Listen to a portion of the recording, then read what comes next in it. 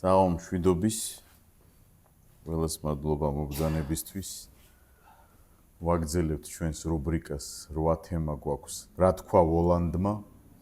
უბრალოდ შეგახსენებთ ყველა თემას და დავასახელებ მერე დღევანდელ თემასაც. პირველი თემა გქონდა რა თქვა სატანამ ბიბლიაში, სადაც ზოგადად ვნახეთ რას ლაპარაკობს ვოლანდი ბიბლიაში. მეორე გქონდა არის თუ არა ღმერთი ჰუმანური, ანუ სჯის თუ არ სჯის ღმერთი ადამიანს.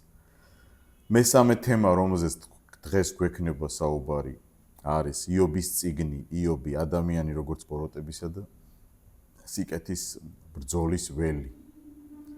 მეოთხე თემა გვექნება ცრუ და ჭეშმარიტ წინასწარმეტყველთა დაპირისპირება ბიბლიაში და როგორ მოქმედებს ვოლანდი ცრუ წინასწარმეტყველებში.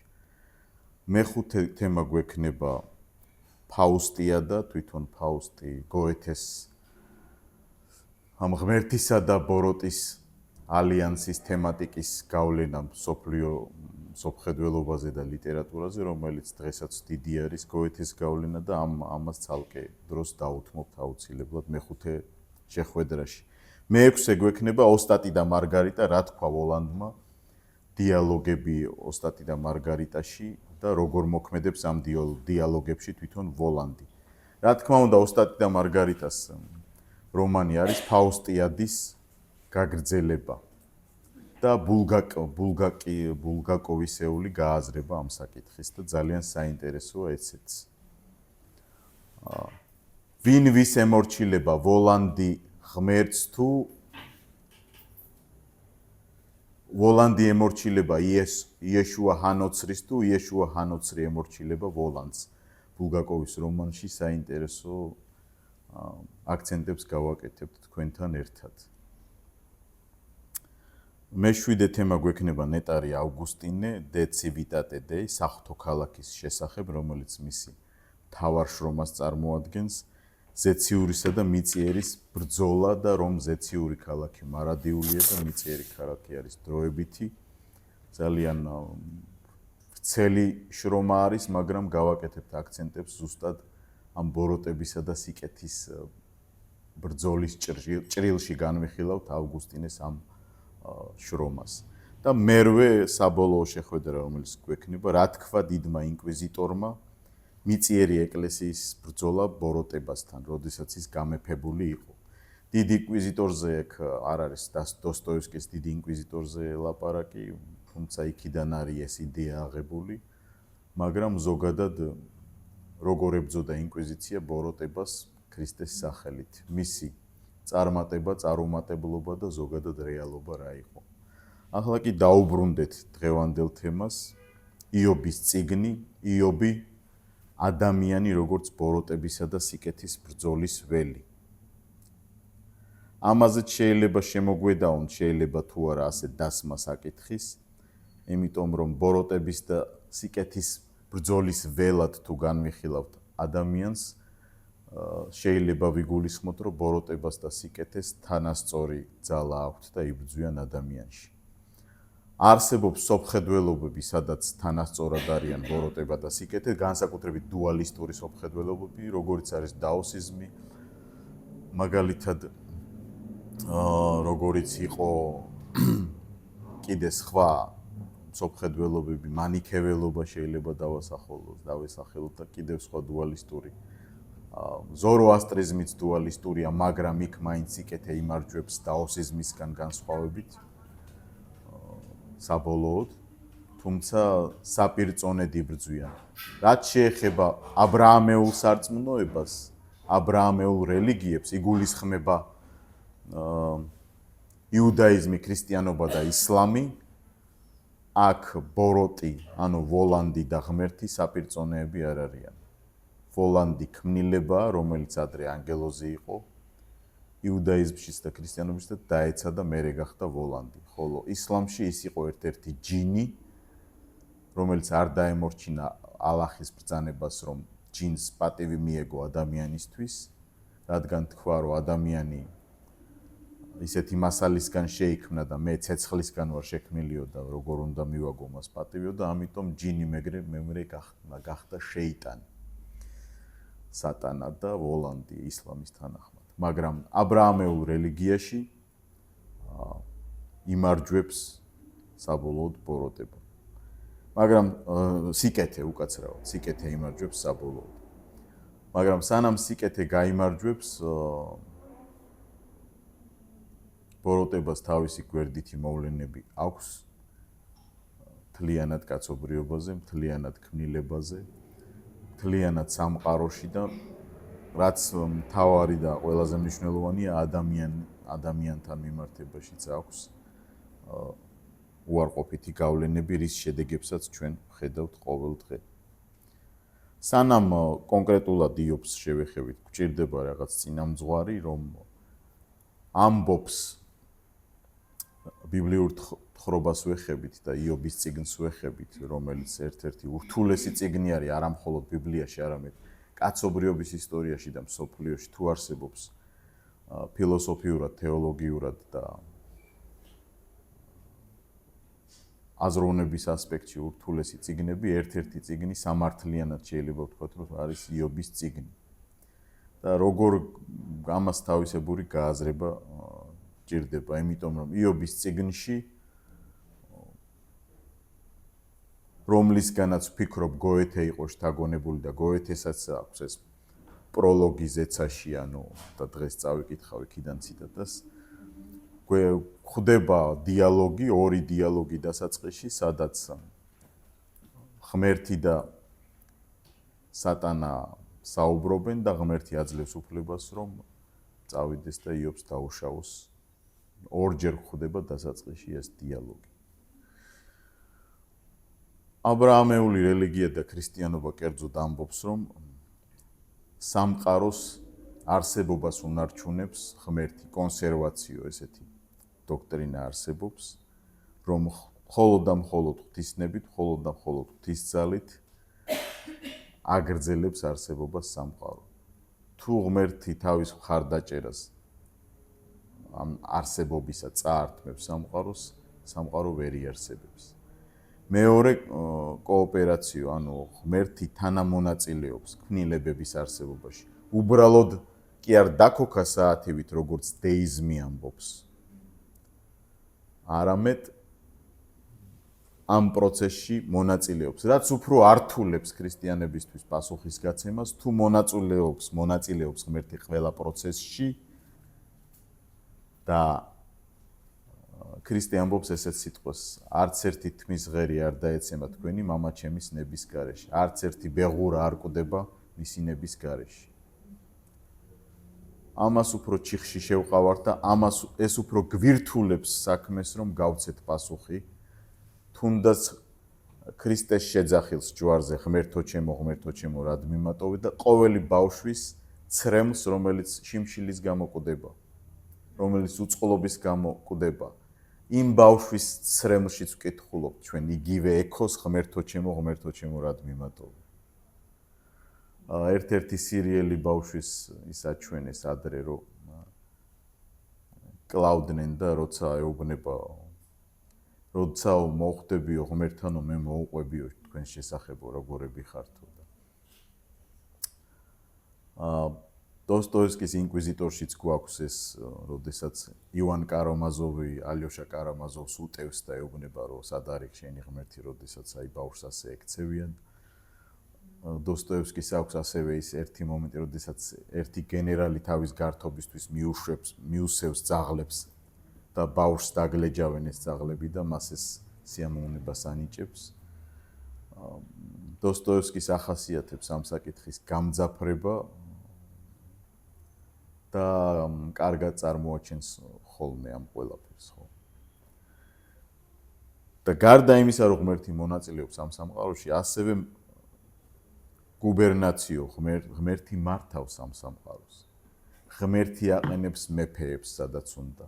მაგალითად, ჩრდილოეთ კორეაში კიმ ჩენ ინი ღმერთის ნებით არის დაყენებული. ქრისტიანებს ჩვენ გონია, რომ სახთონებით ხდება ხელისუფლების მოვლინება ყველა ხალხში.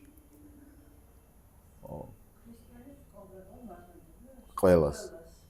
მისინებით ხდება ეს, იმიტომ რომ მაგალითად მეფეები რო ავიღოთ და იმპერიები, ამას რატო ვამბობ, რომ ვართულებს საკითხს, რომ არ გავიადვილოთ ცხოვრება და არ დაუძვრეთ ადვილად. მაგალითად არსებობს ბაბილონის იმპერია, მოდის ნაბუქოდონოსორი და აიპყრობს ებრაელ ხალხს, მერე სპარსეთის იმპერია ანაცვლებს, მერე მაკედონელი ანაცვლებს, მერე რომის იმპერია ანაცვლებს და ასე შემდეგ გრძელდება. რა თქმა უნდა, ესეთი სურათი ჩანს საღვთო წერილში, რომ ყველა ხალხს განსჯის ღმერთი, მაგრამ ერთმანეთის ცოდვების და უღმერთობის მიხედვით ერთმანეთის დასასჯელადად იყენებს ამ იმპერიებს როგორც ჯალათს.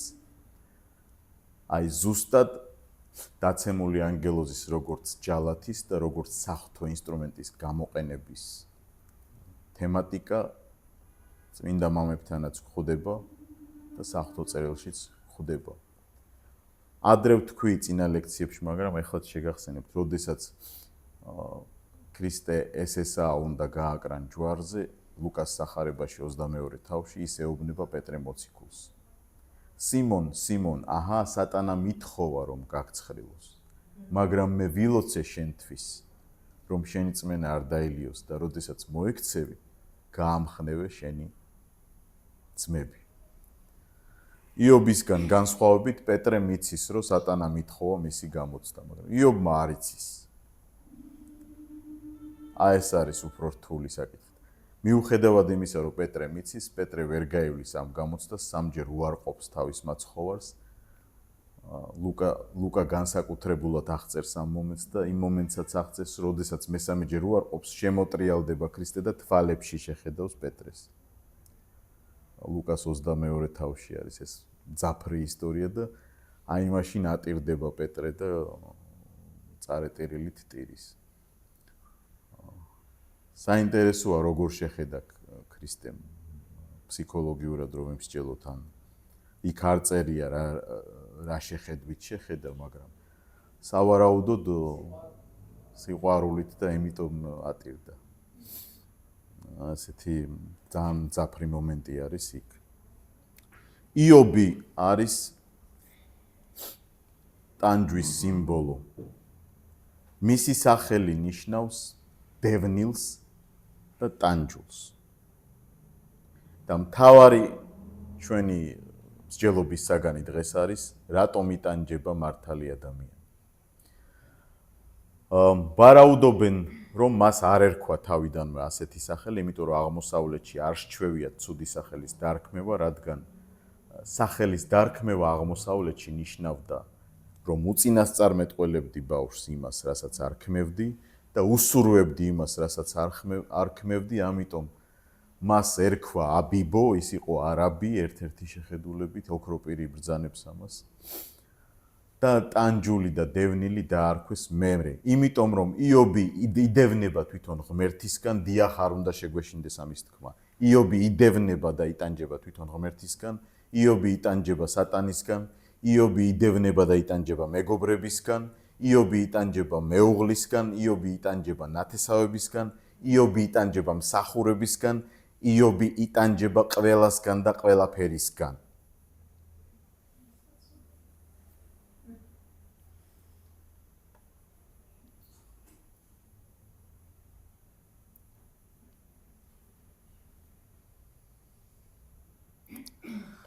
ავტორს რაც შეეხება, ცოტა მინდა 1-2 წუთი იობის წიგნზე ვისაუბრო და მე კონკრეტულად თემატიკაზე გადავიდეთ. ავტორს რაც შეეხება, მრავალი მოსაზრება არსებობს. ზოგი ფიქრობს, რომ მოსემ დაწერა ეს ისტორია, მოისმინა და ისე. სხვები ფიქრობენ, რომ ელიჰუმ დაწერა, რომელიც არის მეოთხე პერსონაჟი მის მეგობრებთან ერთად. ბოლოს ჩდება ბოლო თავებში ეს კაცი 32 თავში ჩდება, იქამდე უსმენს ყველას, ვინაიდან ვინც ელაპარაკებიან იობს. ესენი მისი მეგობრები არიან და უფრო წლოვანებით დიდები არიან. ერთ-ერთი მათგანი იობს ეუბნება, ჩვენ შორის ისეთიც არის, რომელიც წლებით მამაშენს აღემატება. რაც გვაფიქრებინებს იმას, რომ ეს იყვნენ უფროსი ხალხი და ბრძენი ხალხი. ასევე ფიქრობენ, რომ ისეთი აზრიც არსებობს თანამედროვე ბიბლიისტიკაში, რომ ეს ბაბილონის ტყვეობის დროს ან ცოტა შემდგომ დაიწერა. ეს ისტორია არსებობდა ზეპირ სიტყვიერებაშიო და მერე დაიწერაო. ზოგი ფიქრობს, რომ დანიელმა დაწერა. მე პირადად ჩემი მოკრძალებული აზრით ვფიქრობ, რომ ელიჰუს ჩაწერილია ეს სიტყვები, მეოთხე კაცის, რომელიც ესწრებოდა მათ დიალოგს და ბოლოს იღებს ხმას. ასევე იმდენად ტანჯული ადამიანია და დევნილი ადამიანია იობი, რომ თეოლოგებში, ლიტერატურათმცოდნეებში და ამ ხალხში იწვევს იმ დონეზე სირთულეს, რომ ამბობენ, რომ ეს არ შეიძლება ისტორიული პიროვნება იყოს, იმიტომ რომ ადამიანს არ შეუძლია ამის გადატანა და ეს არის იგავი, უბრალოდ იგავი იმის შესახებ, რომ ადამიანმა უნდა გადაიტანოს განსაცდელი თუ ღმერთი უშვებს მის ცხოვრებაში. მაგრამ ეზეკიელ წინასწარმეტყველი მე-14 თავში, მე-14 მუხლში მას ახსენებს დანიელს, ასევე იაკობ მოციქული თავის უფლის ძმა იაკობზეა საუბარი, ერთადერთ ეპისტოლეში ახსენებს იობს და მის მოთმინებას ხარს უსვამს და მორწმუნეებს მოუწოდებს, რომ აი იობის მაგალითზე მოთმინება ისწავლეთ.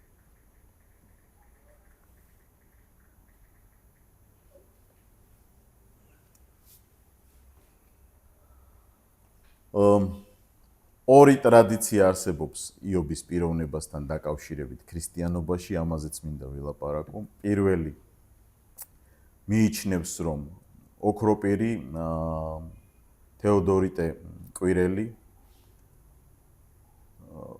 ფიქრობდნენ, რომ ეს იობი იყო ესავის შთამომავალი, აბრაამის შვილიშვილის შთამომავალი, აბრაამის შემდგომ მეხუთე ერთ-ერთი მეფე ესავის შთამომავალთაგან, რომელიც იყო ისააკის შვილი ესავი, ხოლო იაკობიც ისააკის შვილი იყო, მაგრამ იაკობმა პირმშეობა მიიღო, ესავმა არა.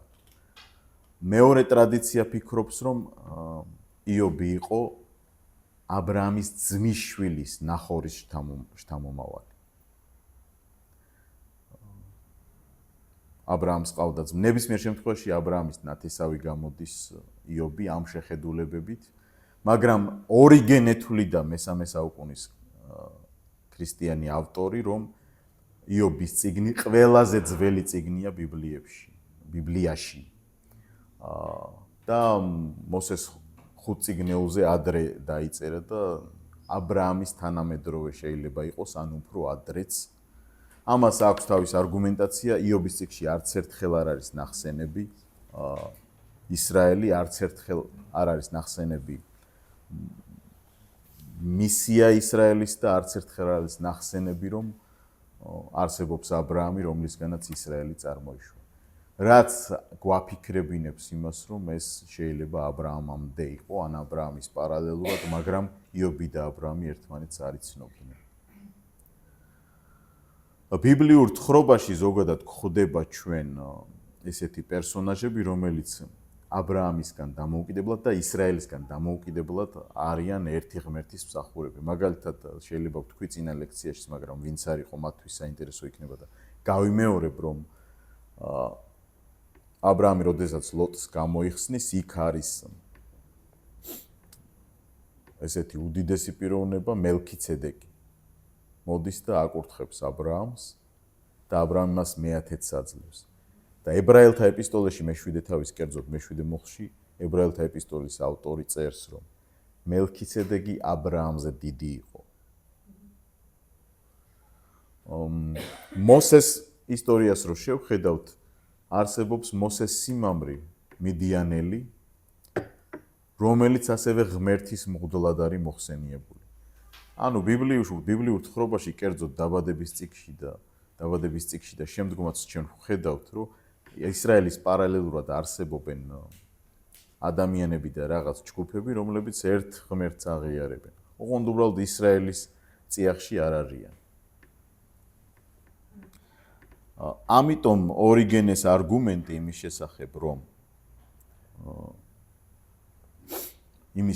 რომ იობის წიგნი დაწერილია აბრაამამდე, ჩემთვის საგულისხმო არის როგორც მინიმუმ თუ არა მისაღები. ლოგიკურიც არის. მესამე საუკუნეში ცხოვრობდა ორიგენე ჩვენი წელთაღრიცხვით და ვფიქრობ მას უფრო მეტი ინფორმაცია ქონდა იმ ახლო კონტექსტში რაც ხდებოდა. პირველ ბიბლიისტად ის მიიჩნევა, მან შემოკრიბა ხელნაწერები მაშინ და გააკეთა რამდენიმე კითხვის საშუალება, რომელიც ბოლომდე ჩვენ არ შემოგვრჩა, მაგრამ ეს ცალკე თემატიკა არის. ახლა კი კონკრეტულად იობის წიგნს დაუბრუნდეთ. არა აქვს მნიშვნელობა, ვინ არის იობის წიგნის ავტორი, ეს ნამდვილად შედევრია და 2002 წლის ნორვეგიული კლუბის ასეულში ვთქვი ალბათ წინა შეხვედრებშიც, მაგრამ გავიმეორებ. ამ ასეულში იობი შევიდა, მე მგონი მეხუთე ნომრით, როგორც კაცობრიობის ისტორიაში 100 საუკეთესო შრომათაგან ერთ-ერთი ფილოსოფიური და ლიტერატურული პოეზიის თვალსაზრისით. იქ არის პროზაც, რა თქმა უნდა, პირველი ორი თავი და ბოლო თავს, მაგრამ ძირითადად პოეზიისგან შედგება იობის წიგნი და ვინც ებრაული იცის და კითხულობს ამ წიგნს, სპეციალისტები კითხულობენ, გვიდასტურებენ, რომ უძლიერესი პოეზიის ნაშრომი არის იობის წიგნი. ჩვენ პოეზია ნაკლებად გვაინტერესებს დღეს ამ წიგნის, თუმცა ეს ძალიან საგულისხმოა, გვაინტერესებს რატომ იტანჯება მართალი ადამიანი. წინაზე ვილაპარაკეთ, რომ არსებობს დასჯის მომენტი სხვადასხვა ხალხებში და ადამიანებში. დიდი მოთმინებაც არსებობს ღვთისგან, მაგრამ ღმერთის ჯის ერებს და ადამიანებს, თუმცა უთმენს დიდხანს. არსებობს სამი ტიპის განსაცდელი, ორი ტიპის განსაცდელი ბიბლიის მიხედვით. პირველი, როდესაც ადამიანი თავისი გულის თქმებით იცდება, თავის სრულების მიხედვით და ღმერთი არაფერ შუაში, ანუ თვითონ ბუმერანგის წესით ღებულობს შედეგებს. მეორე, როდესაც ადამიანი პირდაპირ საღვთო გმობის ნაბიჯებს დგამს და ღმერთი ერევა და ჯის ადამიანს და მესამე, როდესაც ადამიანს არ დაუშავებია ისეთი არაფერი ღვთისგან სასჯელი მოიპოვოს, მაგრამ ღმერთი უშვებს მის ცხოვრებაში განსაცდელს რაღაც მიზეზის გამო და ეს რაღაც მიზეზი არის ზუსტად მსჯელობის საგანი. იობის დახასიათება ღმერთის მიერ, რაც ხდება ამ ტექსტის დასაწყისში პირველ თავშივე, მართალი, წრფელი, ბოროტებას განრიდებული ესეთი დახასიათება აქვს ამ ადამიანს ავტორის მიერ და მერე ღმერთიც ასე ახასიათებს ეშმაკთან, როდესაც პირველ თავში ჩვენ გვხდება თუ პარალელს გავავლებთ გოეთესთან პროლოგი ზეცაში. მოდით ციტატას მოვიყვან გოეთესგან, როგორ ნახევრად ცინიკურად ახსენებს გოეთე ამის შესახებ, როგორც მას ჩვევია. ეს არის პროლოგი ზეცაში, ღმერთი ეუბნება ჯერ ეშმაკს, უფალი. აქ გამოჩენა თუ მოგინდება, ეშმაკს ეუბნება. თამამად მოდი. ტრობას არასდროს აღმიძრავდა შენ დართა შფოთი. თქვენი დასიდან უარმყოფელ მაქსულთა წრიდან თუ ვიტან ვისმე ჭკუა מחვილ ცუღლუტებს ვიტან. ღმერთი ეუბნება მეფისტოფელს. ეხლა მეფისტოფელი ამბობს. მიყვარს შემოვლა ბერიკაცთან დასაუბარი, გულს დამაკლდება მუდამ ასე თუ არ გასტანა. ვერაფერს იტყვის, ზის ამხელა მამაუფალი, დაკაცურ სიტყვას ლაპარაკობს თვით ეშმაკთანაც. ანუ ბერიკაცის სახე მამაუფლის შესახებ, საიდან არის გავლენა, გოეთეს გავლენა, იქამდეც არსებობდა ეს წარმოდგენა, მაგრამ გოეთეს ამ ნაწარმოების დიდი გავლენით ფიქრობ მოხდა ის, რომ აი ღმერთი როგორც მამა ღმერთი როგორც ბერიკაცის სახე და ესე წარმოაჩენს გოეთე. იობის წიგნი ასე იწყება, დიალოგი ხდება ზეცაში თუ იქ, სადაც ღმერთი აუდიენციას უწყობს ღვთისშვილები აქ ცალსახად ყველა განმარტებელი ამბობს, რომ ესენი არიან ანგელოზთა სხვადასხვა დასიდან და მათ შორის სატანაც მოვიდაო წერია. ჩუმად არის სატანა, ხმას არ იღებს. მაგრამ ღმერთი ეკითხება. საიდან მოდიხარ? ვიხეტიალობდიო დედამიწაზეო და იქიდან მოვდივარ. ნახე იობი, მართალი, წრფელი, ბოროტებას განვიდებული, წმინდა კაცი.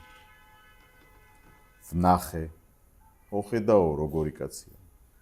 მერე და ტყუილად არისო, ეხა ანგარების გარეშე არისო, მართალიო ეშმაკიო. აბა წაართვიო ყველა სიკეთეო, რასაც შენაძლევა. და ნახაო მერე თუ იქნება მართალი. ღმერთი ეუბნება, რომ მის სულს არ შეეხო, ანუ არ მოკლა თვითონ, დანარჩენი რაც კიდე გააკეთე. და აი აქ იწყება მთელი ამბავი. მიდის ეშმაკი, სატანა ვოლანდი და პირველ რიგში ხნელ ხარებს გაუნადგურებს და ჭაკვირებს გაუნადგურებს. რატომ? რომ ძალიან ბევრი ხარი ყავდა ერთი და ორი კი არა, რამდენიმე ასეული. ამ ხარების მუშაობაზე არის დამოკიდებული მოსავალი, ქერი, ხორბალი და სხვა რაც მოყავთ. მეორე უნადგურებს ცხრის ფარას,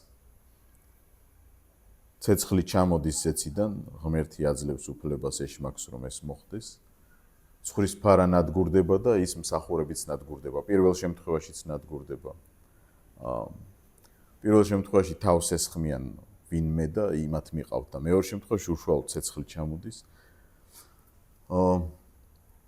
მესამე შემთხვევაში აკლემებს და ამ ჯოგს კიდე დაესხმის ცალკეული ჯგუფი და მოიტაცებს და ჯერ პირველ რიგში უნადგურებს შემოსავლის წყაროს და ქონებას. და მეოთხე რასაც აკეთებს ბოროტი, ვოლანდი, უნადგურებს 10-ვე შვილს ერთ დღეს. პირმშოსთან არიან სტუმრად, პირმშო არის პირველი შვილი, სახელები მათი არ ვიცით, მაგრამ ხაზგასმითაა ნათქვამი, რომ პირმშო იყო, პირმშო ნიშნავს მთავარ მემკვიდრეს, რომელსაც მეტი წილი მემკვიდრეობისა ეკუთვნის.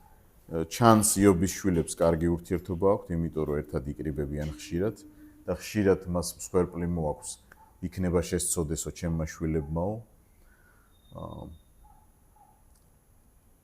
იოანე ოქროპირი გვეუბნება საინტერესო აზრს, რომ ნახეთო ჯერო ქონება წაართვაო და ბოლო შვილებიო. ბოროტმა რომ თავიდანვე შვილები რო წაერთვაო და მერე ქონებაო, ქონებაზე საერთოდ არ იდარდებდაო, მაგრამ ნელ-ნელა გაუმძაფრაო დარდიო. საინტერესო აზრი არის. ოქროპირის ერთი ციტატა მინდა წაგიკითხოთ იობის პიროვნებაზე და მის წიგნთან დაკავშირებით, როგორ შეფასებას აძლევს იოანე ოქროპირი მე-4 საუკუნის უდიდესი მცოდნე საღვთო წერილის. ანგელოზის ენა არის საჭირო, რომ იობის ამ სამყაროს საგანძურის შეხებით აღვივსოთ მთლიანად ადამიანები. ანგელოზის ენა არისო საჭირო, მისი პრეცედენტი გადმოიცესო და 4 სიტყვა აქვს დაწერილი ოქროპირს იობის წიგნზე. არ ვიცი, მე ძალიან აღთუანებული დავჭი რომ წავიკითხე, არ გაგცემთ პასუხს ყველაფერზე, მაგრამ ძალიან საინტერესო წასაკითხია და სასარგებლოა ვფიქრობ.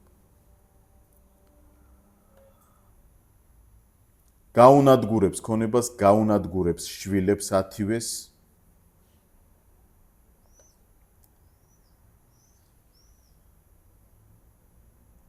და მოდის იობის მეუღლე იობთან. მაგრამ სანამ მეუღლე მოვა, მეორე დიალოგიც გვაქვს. პროლოგი ზეცაში, დიალოგი ზეცაში. ამ ყველაფერს რო წაართმევს ეშმაკი იობს, ქონებას, შვილებს, ისევ წარდგებიან ღვთისშვილები ღმერთის წინაშე, ისევ მოვა სატანა და ისევ ეკითხება ღმერთი. საიდან მოდიხარ? ქვეყნის ხეტიალიდან. ნახე იობი. აი შენ კი მაქეზებდი, ხო ხედავ, მაინც ერთგული დარჩაო.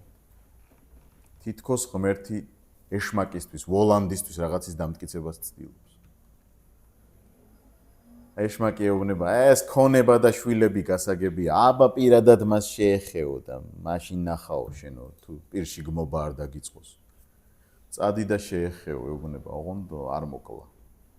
და მოვა ეშმაკი და შეჰყრის საშინელ დაავადებას. ფიქრობენ, რომ ეს იყო კეთრის ერთ-ერთი სახეობა. მაშინ მკურნებელი სენი იყო ეს კეთრი ლეპრა.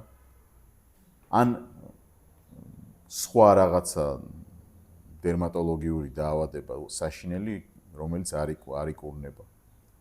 ის იმ დონეზე არის დაავადებული, რომ რაღაც ნატეხს იღებს ამ თიხის და იმითი ფხეკავს, რომ დაიოკოს ეს ტკივილი და აი ამ აკოთებულ აყროლებულ მდგომარეობაში როა იობი და მოგვიანებით იტყვის თავის მდგომარეობაზე ნახეთ რა სიტყვებს ამბობს.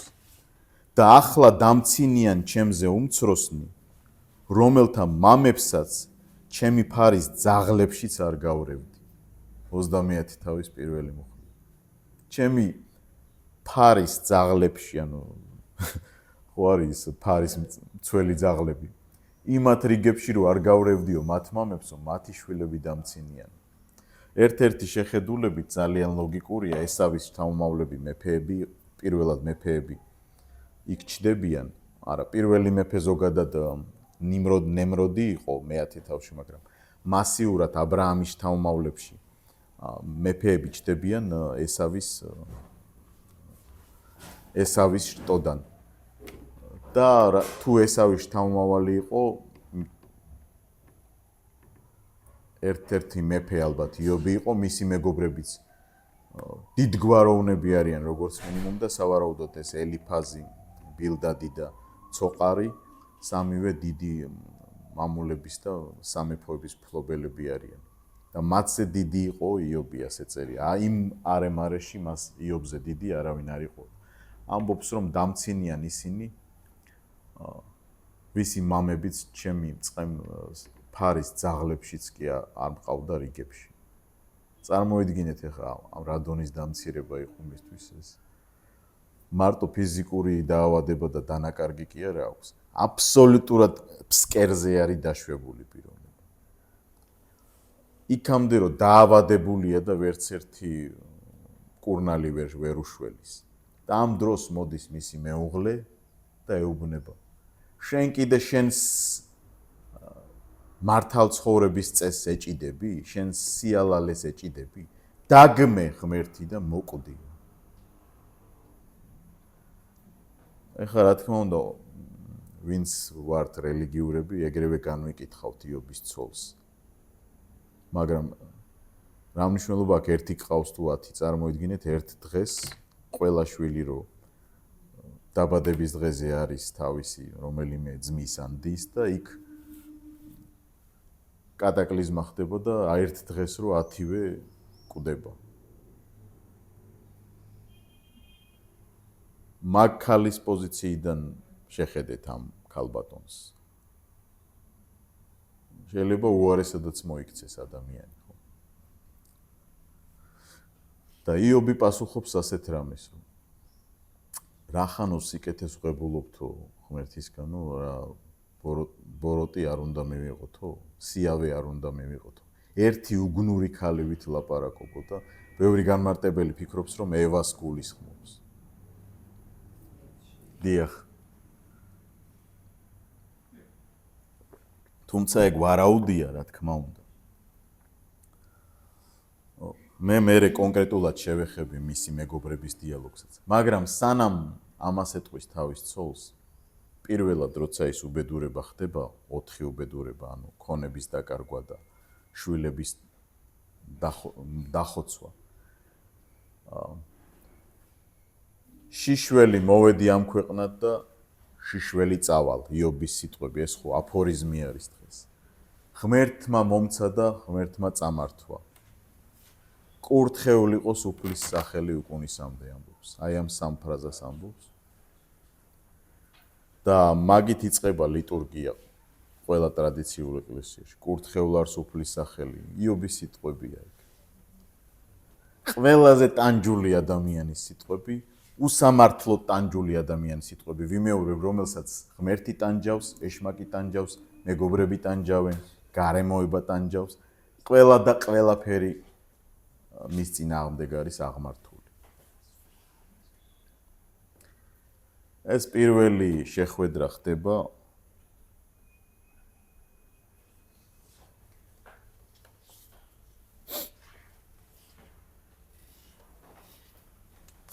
ცოლსა და ქმარს შორის. მაგრამ აქ უკვე მოდიან მისი მეგობრებიც. და აი აქ საინტერესო ამბავს უკვე თეოლოგები მოდიან. ელიფაზიც, ბილდადიც და ცოყარიც მორწმუნე ადამიანია. დიდარი ადამიანია, კეთილდღეობაში ცხოვრობენ. იმდროინდელი სტანდარტებით კურთხეული ადამიანები არიან, იცნობენ ღმერთს და იციან, რომ იობიც მართალი კაცია და არიან მოჯამაგირისა და ბატონის ურთიერთობის დონეზე ღმერთის აღქმაში. თუ გახსოვთ თქვი ადრე სამი მომენტი, როგორ უყურებს ადამიანი ღმერთთან ურთიერთობას. პირველი როგორც მონა, რომელიც იძულებულია რომ დაემორჩილოს. მეორე როგორც მოჯამაგირი, ანუ ამას გავაკეთებ და ღმერთი სიკეთით მომიზღავს. ყველა რელიგიური ადამიანი გადის ამ ეტაპს, არ არსებობს. ყველა წმინდანი გადის ამ ეტაპს. და ბოლოს, ოდესაც მამა და შვილის ურთიერთობა აი ამ კონტექსტში მიდის, ადამიანის და ღმერთის ურთიერთობა და უძღების შვილის იგავი არის ზუსტად ამის კარგი იგავი დაკარგულ ძეზე არის კარგი ილუსტრაცია ამისა. მეუღლემ ასე ვთქვათ გაამხნევა იობი თავისი რეკომენდაციით, მაგრამ აქ ეს არ არის საკმარისი. მოვიდნენ მისი მეგობრები, თეოლოგები, ჩემი იმდროინდელი კოლეგები, რომლებმაც ღმერთის შესახებ იციან ბევრი რამ. გაითვალისწინეთ, რომ ამ დროისთვის ამ ხალხს არ აქვს საღვთო წერილი. საერთოდ არ აქვთ ბიბლიის მაგვარი რამ. მათ უბრალოდ გარდამოცემით იციან ღმერთის შესახებ და ზეპირსიტყვიერად იციან ღმერთის შესახებ და პირადი ურთიერთობით და გამოცდილებით იციან ღმერთის შესახებ. სამი უკიდურესობა შეიძლება დაემართოს ადამიანს, რომელიც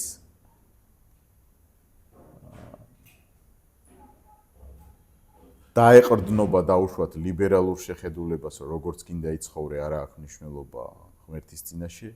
მეორე გამოცდილებას ექსპერიენციალიზმი, რასაც ქვია.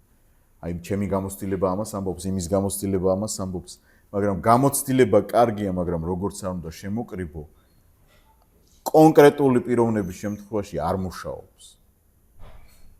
აი ეს არის იობის შემთხვევაში. და მესამე უკიდურესობა ჩემი აზრით, რა თქმა უნდა, ამას თავს არ გახვევთ. რელატივიზმში შეიძლება ჩავარდეს ადამიანი, რომ ესეც ოკეი, ყველა ხერხი მისაღებია, ოღონდ გამოძვერი მდგომარეობიდან. აი ეს სამი კუთხით შეიძლება დავინახოთ გამოსავლის ძიება.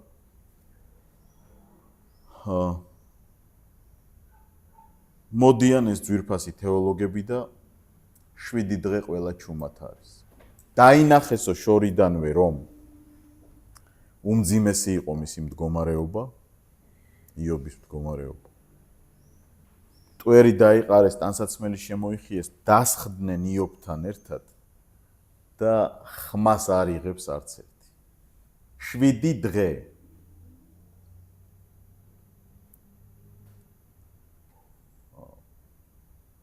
პავლე მოციქული წერს, რომ მოტირალებთან იტირეთ, მოხარულებთან იხარეთო. ეს უფრო მუშაობს, ოდესაც ადამიანი ფსკერზეა, ვიდრე მორალის კითხვა და ციტატების მოყვანა გინდათ საღვთო წერილიდან და გინდათ საკუთარი გამოცდილებიდან. პინგ-პონგს რო უმართავ ბიბლიურს ან საღვთისმეტყველოს ადამიანს, რომელსაც დიდი გასაჭირი აქვს, ალბათ გიყურებს და ერთი სურვილი აქვს, რომ თუ მაღალი სართულია გადაგისროლოს იქიდან და გადმოეშვა პარაშუტის გარეშე. ამიტომ აქაც რეკომენდაცია გვაქვს, რომ მოტირალებთან იტირეთ, მოხარულებთან იხარეთ.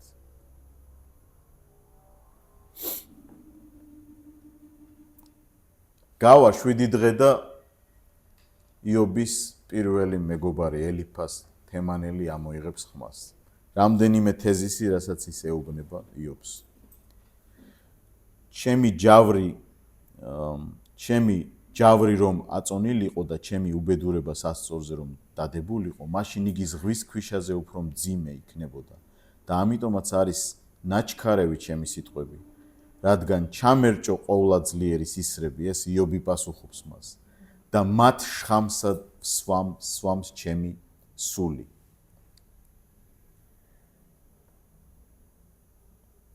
ელიფაზი რას ეუბნება, რახან იობი ამას პასუხობს. თავის მსახურებსაც კი არ ენდობა ის ღმერთი და თავის ანგელოზებშიც კი პოულობს ნაკლს. ელიფაზი ეუბნება იობს. რადგან ადამიანი ტანჯვისთვის იბადება და როგორც ნაპერწკალი ისწრაფვის ზეცისკენ, ზევით. ორი თეზისი, რასაც ეუბნება ელიფაზი თავის ძმაკაცს. ახლა თვითონ არ იტანჯება და ადვილია. იმიტომ არსებობს ტანჯვა, რომ ზეცისკენ აიხედოო და ანგელოზებშიც კი ნაკლს პოულობსო და არბაცო შენს გიპოვაო რაღაცაო და იმიტომ დაგსაჯაო.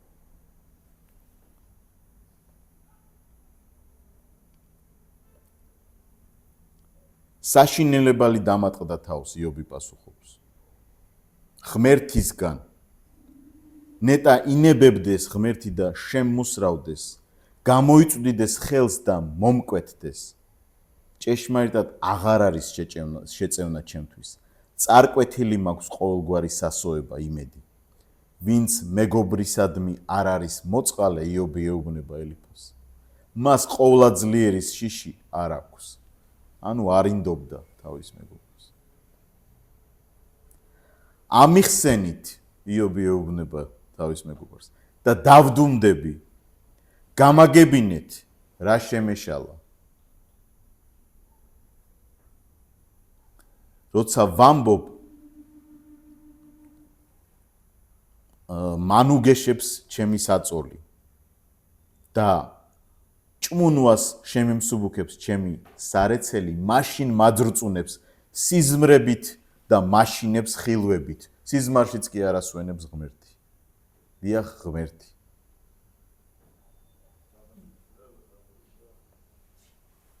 ეხლა მეორე ძმაკაცი ერთვება. უკვე კონკრეტულად დიალოგებზე გადავიდეთ.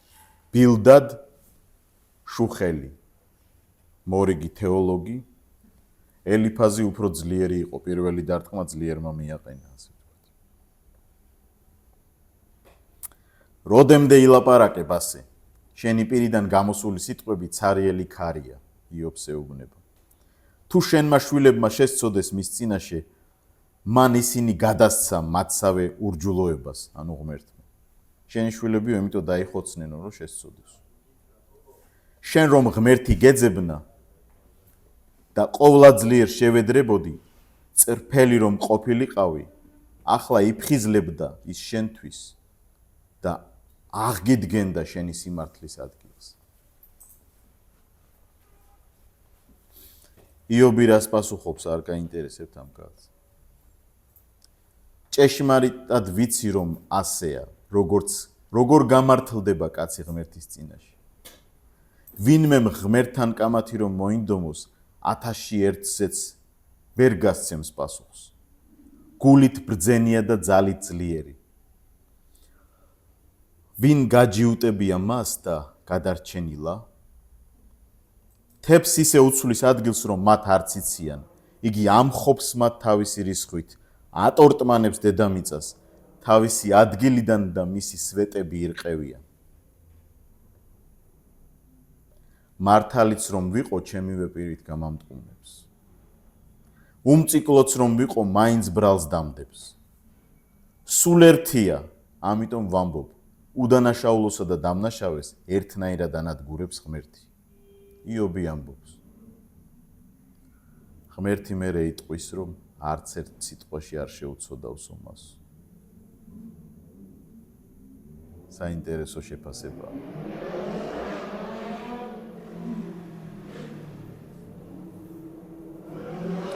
დედამიწა ურჯულოთა ხელშია, იობის სიტყვებია. თავის ძმაკაც თეოლოგს პასუხობს. დედამიწა ურჯულოთა ხელშია. ჩვენ კონტექსტში რო გამოვიყენოთ, დედამიწა ოლიგარქების ხელშია. არა მხოლოდ ივანიშვილს გულისხმობ მთელ სოფლიოს. დედამიწა მილიარდერების ხელშია. ის თვალს უხვევს მის საჯულებს. თუ ის არა, მაშ ვინ? ღმერთს ელაპარაკობს.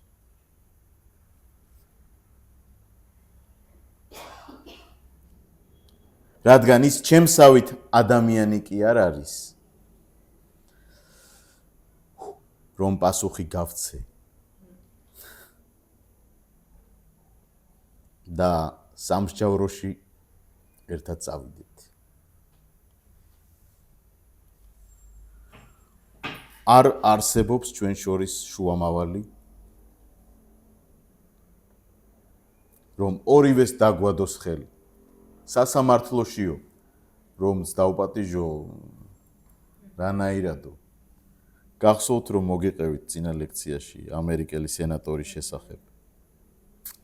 ვინც არ იყავით, შეგახსენებთ, საინტერესო ის არის. 2007-2008 წელს აშშ-ში ნებრასკას შტატის სენატორმა ერნი ჩემბერსმა დაწერა საჩივარი ღმერთზე. და დუგლასის ოლქის სასამართლოში შეიტანა. სენატორი ითხოვდა ღმერთის გასამართლებას ყველა სტიქიური უბედურების, გვალვის, შიმშილობის და სხვა ბუნებრივი კატაკლიზმების გამო.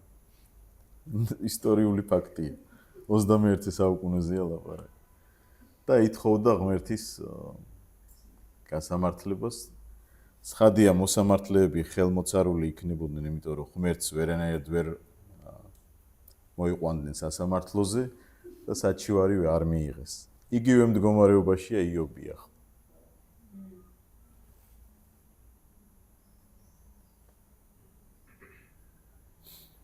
ეხლა მესამე თეოლოგი ერთვება, მე ცოფარ ნაყამათელი ძმაკაცი. ბევრი ციტატა მომყავს, მაგრამ იმდენად შედევრალური პოეზიაა, რომ არ მინდა რომ ეს დაგვრჩეს მიღმა. მე მგონი არ გადაგღლით ეს. ნუ თუ შენი ფუჩ სიტყვაობა დაადუმებს მამაკაცებს, ფუჩმეტყველება თეოლოგიაში ითვლება ცრუსწავლებად და ცრულაპარაკად. ნუ თუ შენი ფუჩ სიტყვაობა დაადუმებს მამაკაცებს, რა თქმა უნდა ეს ცოფარმა არ იცოდა, რომ ჩვენ ფუჩმეტყველებას ლაყაფად შევრაცხავდით, მაგრამ იმ დროს უკვე ესე აფასებს იობს.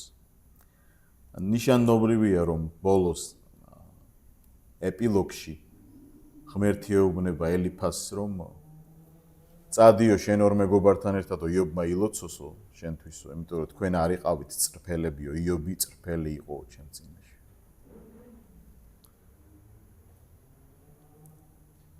ნუ თუ შენი ფუჩ სიტყვაობა დაადუმებს მამაკაცებს, ნუ თუ დაცინვას მოჰყვები და არავინ იქნება შემარცხვენელი. რადგან ის ცნობს ცბიერ ადამიანებს და როცა უსამართლობას ხედავს, განაყურადღებას არ მიაპყრობს, ცბიერი ხარო ეუბნება იობს. რა უნდა იყოს ყველაზე დიდი დარტყმა იმაზე მეტი, ვიდრე ძმაკაცების შემოტევა უბედურების დროს.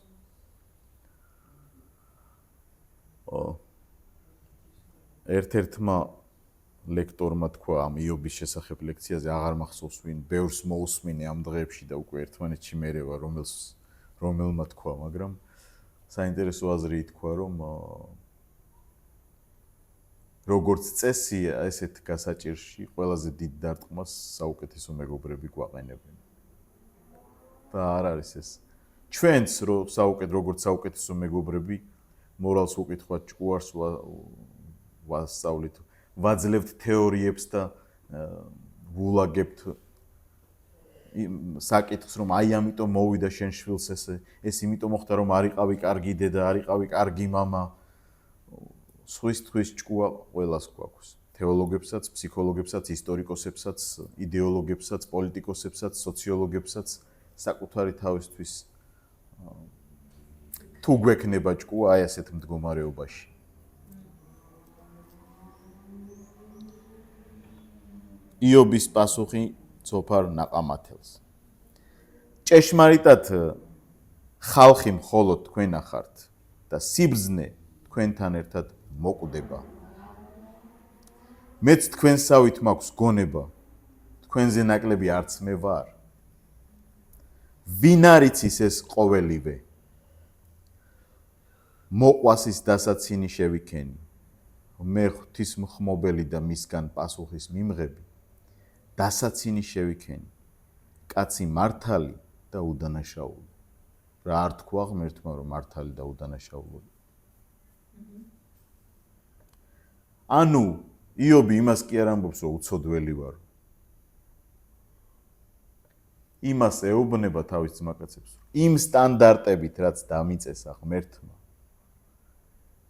და იმ მაქსიმუმით, რაც შეუძლია დედაკაცისგან ნაშობს ადამიანის შვილს, რომელიც დაცემულ მდგომარეობაში, რაც შეუძლია მაქსიმუმი გააკეთოს ღვთისცნებების დასაცავად, მე ვაკეთებდი ამას და ამიტომ არ ვისჯები მე ეუბნება, თქვენ არ გესმით ეს.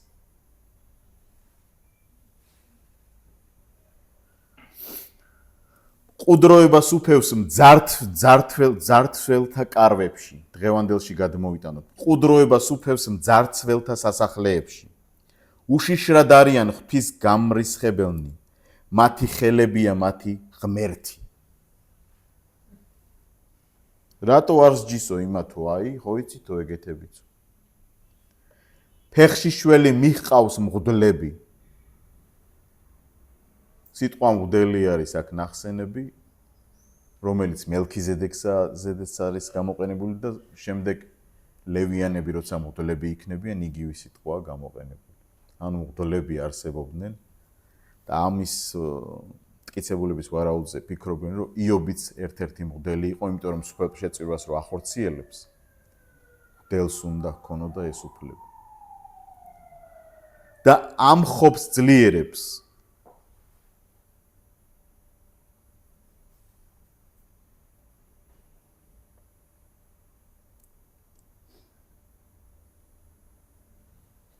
იობის სამი მეგობრის თეოლოგიური შემართება კრახით მთავრდება. მაგრამ ამ კრახის წვერვალი მინდა წაგიკითხოთ, რას ამბობს იობი და მერე გადავალთ ელიჰუზე მეოთხე პერსონაჟზე, რომელიც ადამიანთაგან ვინც იობს რამეს ეუბნება, ყველაზე სწორ პოზიციებს ლაპარაკობს. შეჯამებისას რა პასუხს ცემს იობი თავის მეგობრებს? აჰა, ეს ყოველივე ჩემმა თვალმა იხილა, ჩემმა ყურმა ისმინა და შეიგნო, რაც თქვენ იცით, მეც ვიცი, არც მე ვარ თქვენზე ნაკლები, მაგრამ მე დაველაპარაკებოდი ყოვლადძლიერს, ანუ ღმერთს და ჩემს საბუთებს მოვახსენებდი ღმერთს, ანუ არგუმენტებს.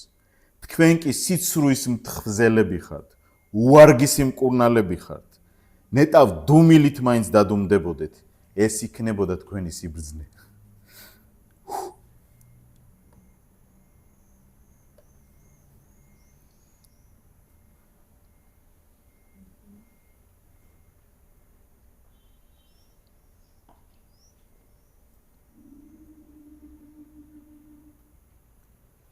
გთხოვთ ისმინეთ ჩემი საბუთები და ისმინეთ ჩემი ბაგეების საჩივარი.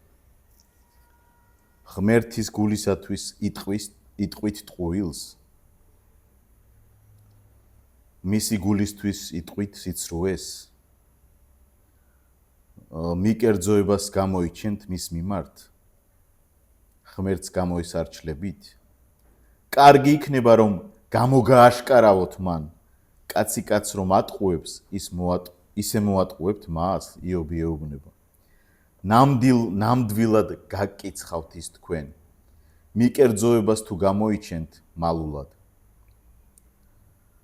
ნუ თუ არ შეგეშინდებათ მისი სიდიადისა და მისი შიში თავს არ დაგატყდებათ. თქვენი შეგონებანი ნაცრის არაკებია, თქვენი სიმაგრეები თიხის სიმაგრეებია. დადუმდით ჩემ წინაშე და მალაპარაკეთ და მერე რაც მომივა მომივიდეს. კბილით ვზიდავ ჩემ ხორცს და ხელში დავიჭერ ჩემ სიცოცხლეს, რომ მომკლას კიდეც, მაინც მისი იმედი მექნება. მაინც დავიცავ ჩემს გზებს მის წინაშე. ესეც ჩემი ხსნა იქნება, რადგან უხთო კაცი ვერ მივა მის წინაშე. სმენით ისმინეთ ჩემი სიტყვა, ყურით უგდეთ ჩემს ნათქვამს. აჰა, სამსჯავროსთვის გამიმზადებია ჩემი სარჩელი, ნახეთ სარჩელი. ღმერთს უჩივის. ვიცი რომ გავმართლდები.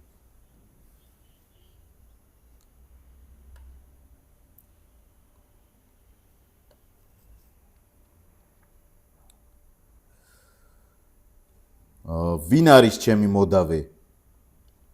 რადგან მაშინ დავდუმდებოდი და მოვკვდებოდი. ოღონდ ორ რამეს ნუმიზამ და შენ სახეს არ დავემალები. შენი ხელი ამარიდე და შენი შიშის ზარი ნუ შემაწუხებს. მაშინ მიხმე და პასუხს გაგცემ. ან მე ვილაპარაკებ და შენ მიპასუხე. რამდენი ბრალი და ცოდვა მაწევს. მაცოდინე ჩემი დანაშაული და ჩემი ცოდვა. რად მალავ სახეს, შენს მტრად რად მთვლი, ღმერთს ეუბნება. მოფარფატე ფოთოლს აფრთხობ და ხმელჩალას დევნი?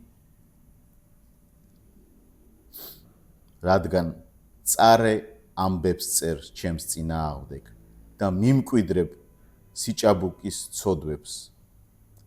ხუნდებში მაყოფინებ ფეხებს, უდარაჯებ ყველა ჩემს გზას და ჩემს ნაკვალევს იკვლევ. კაცი კი იხრწნება, როგორც დამპალი რამ, როგორც ჩილისგან დაჭმული სამოსელი. კიდე ბევრი დიალოგები არის ამ სამ ძმაკაცთან, ამაზე აღარ გავამახვილებ ყურადღებას, მაგრამ შემოდის მეოთხე თეოლოგი,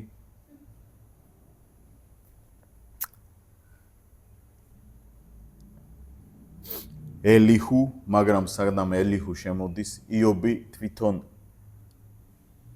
საკუთარი თავისთვის იმედის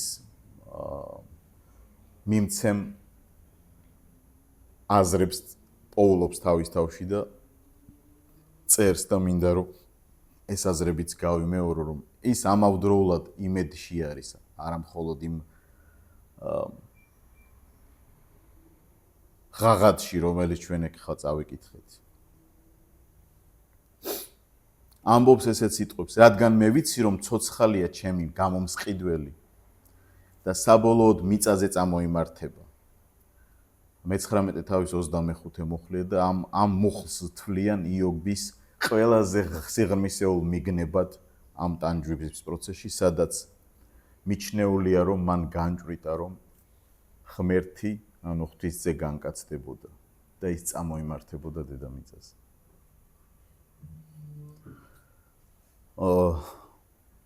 აქ სიტყვა გამოყენებულია მხსნელი და გამომსყიდველი. რა გამოსყიდვაზეა ლაპარაკი?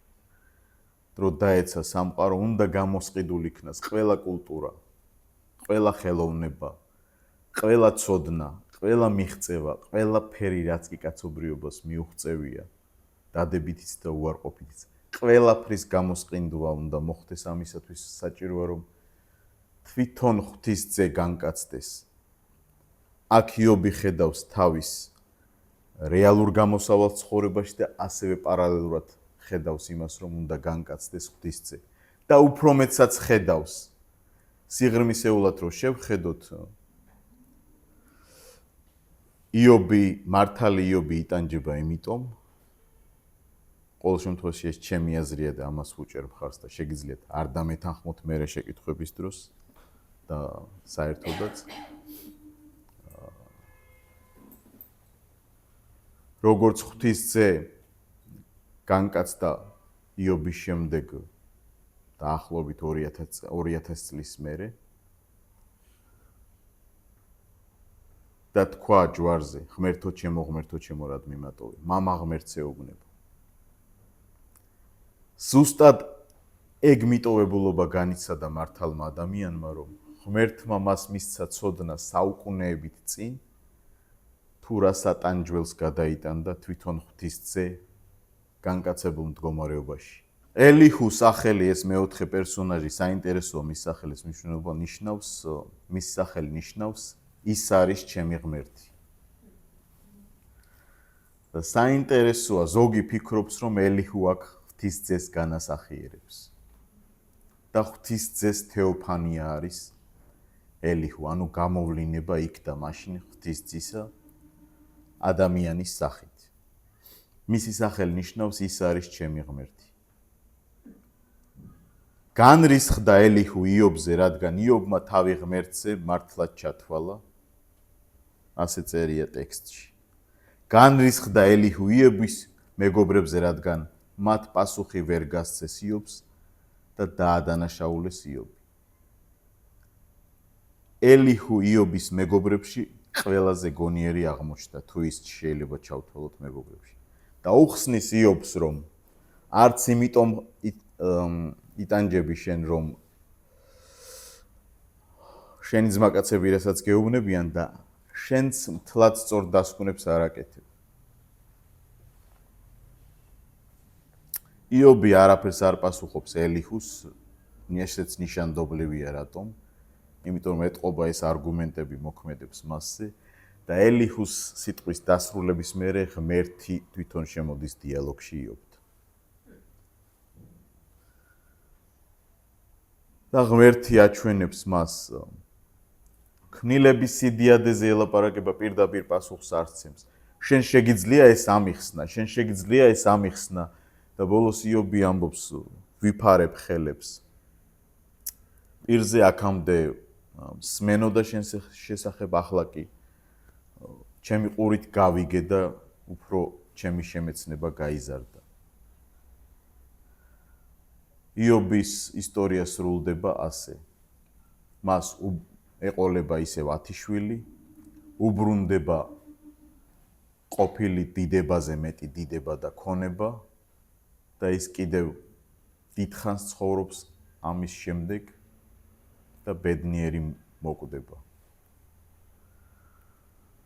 დასკვნა ბევრი შეიძლება გავაკეთოთ, მაგრამ იობის როგორც მართალი კაცის პოზიციიდან აქ ვოლანტს რა ფუნქცია აქვს ამ ყველაფერში. როგორც ჩანს, ვოლანტი იგივე სატანაც იობის წიგნის თხრობაში ღმერთის დავალებით ასრულებს ღვთისნებას.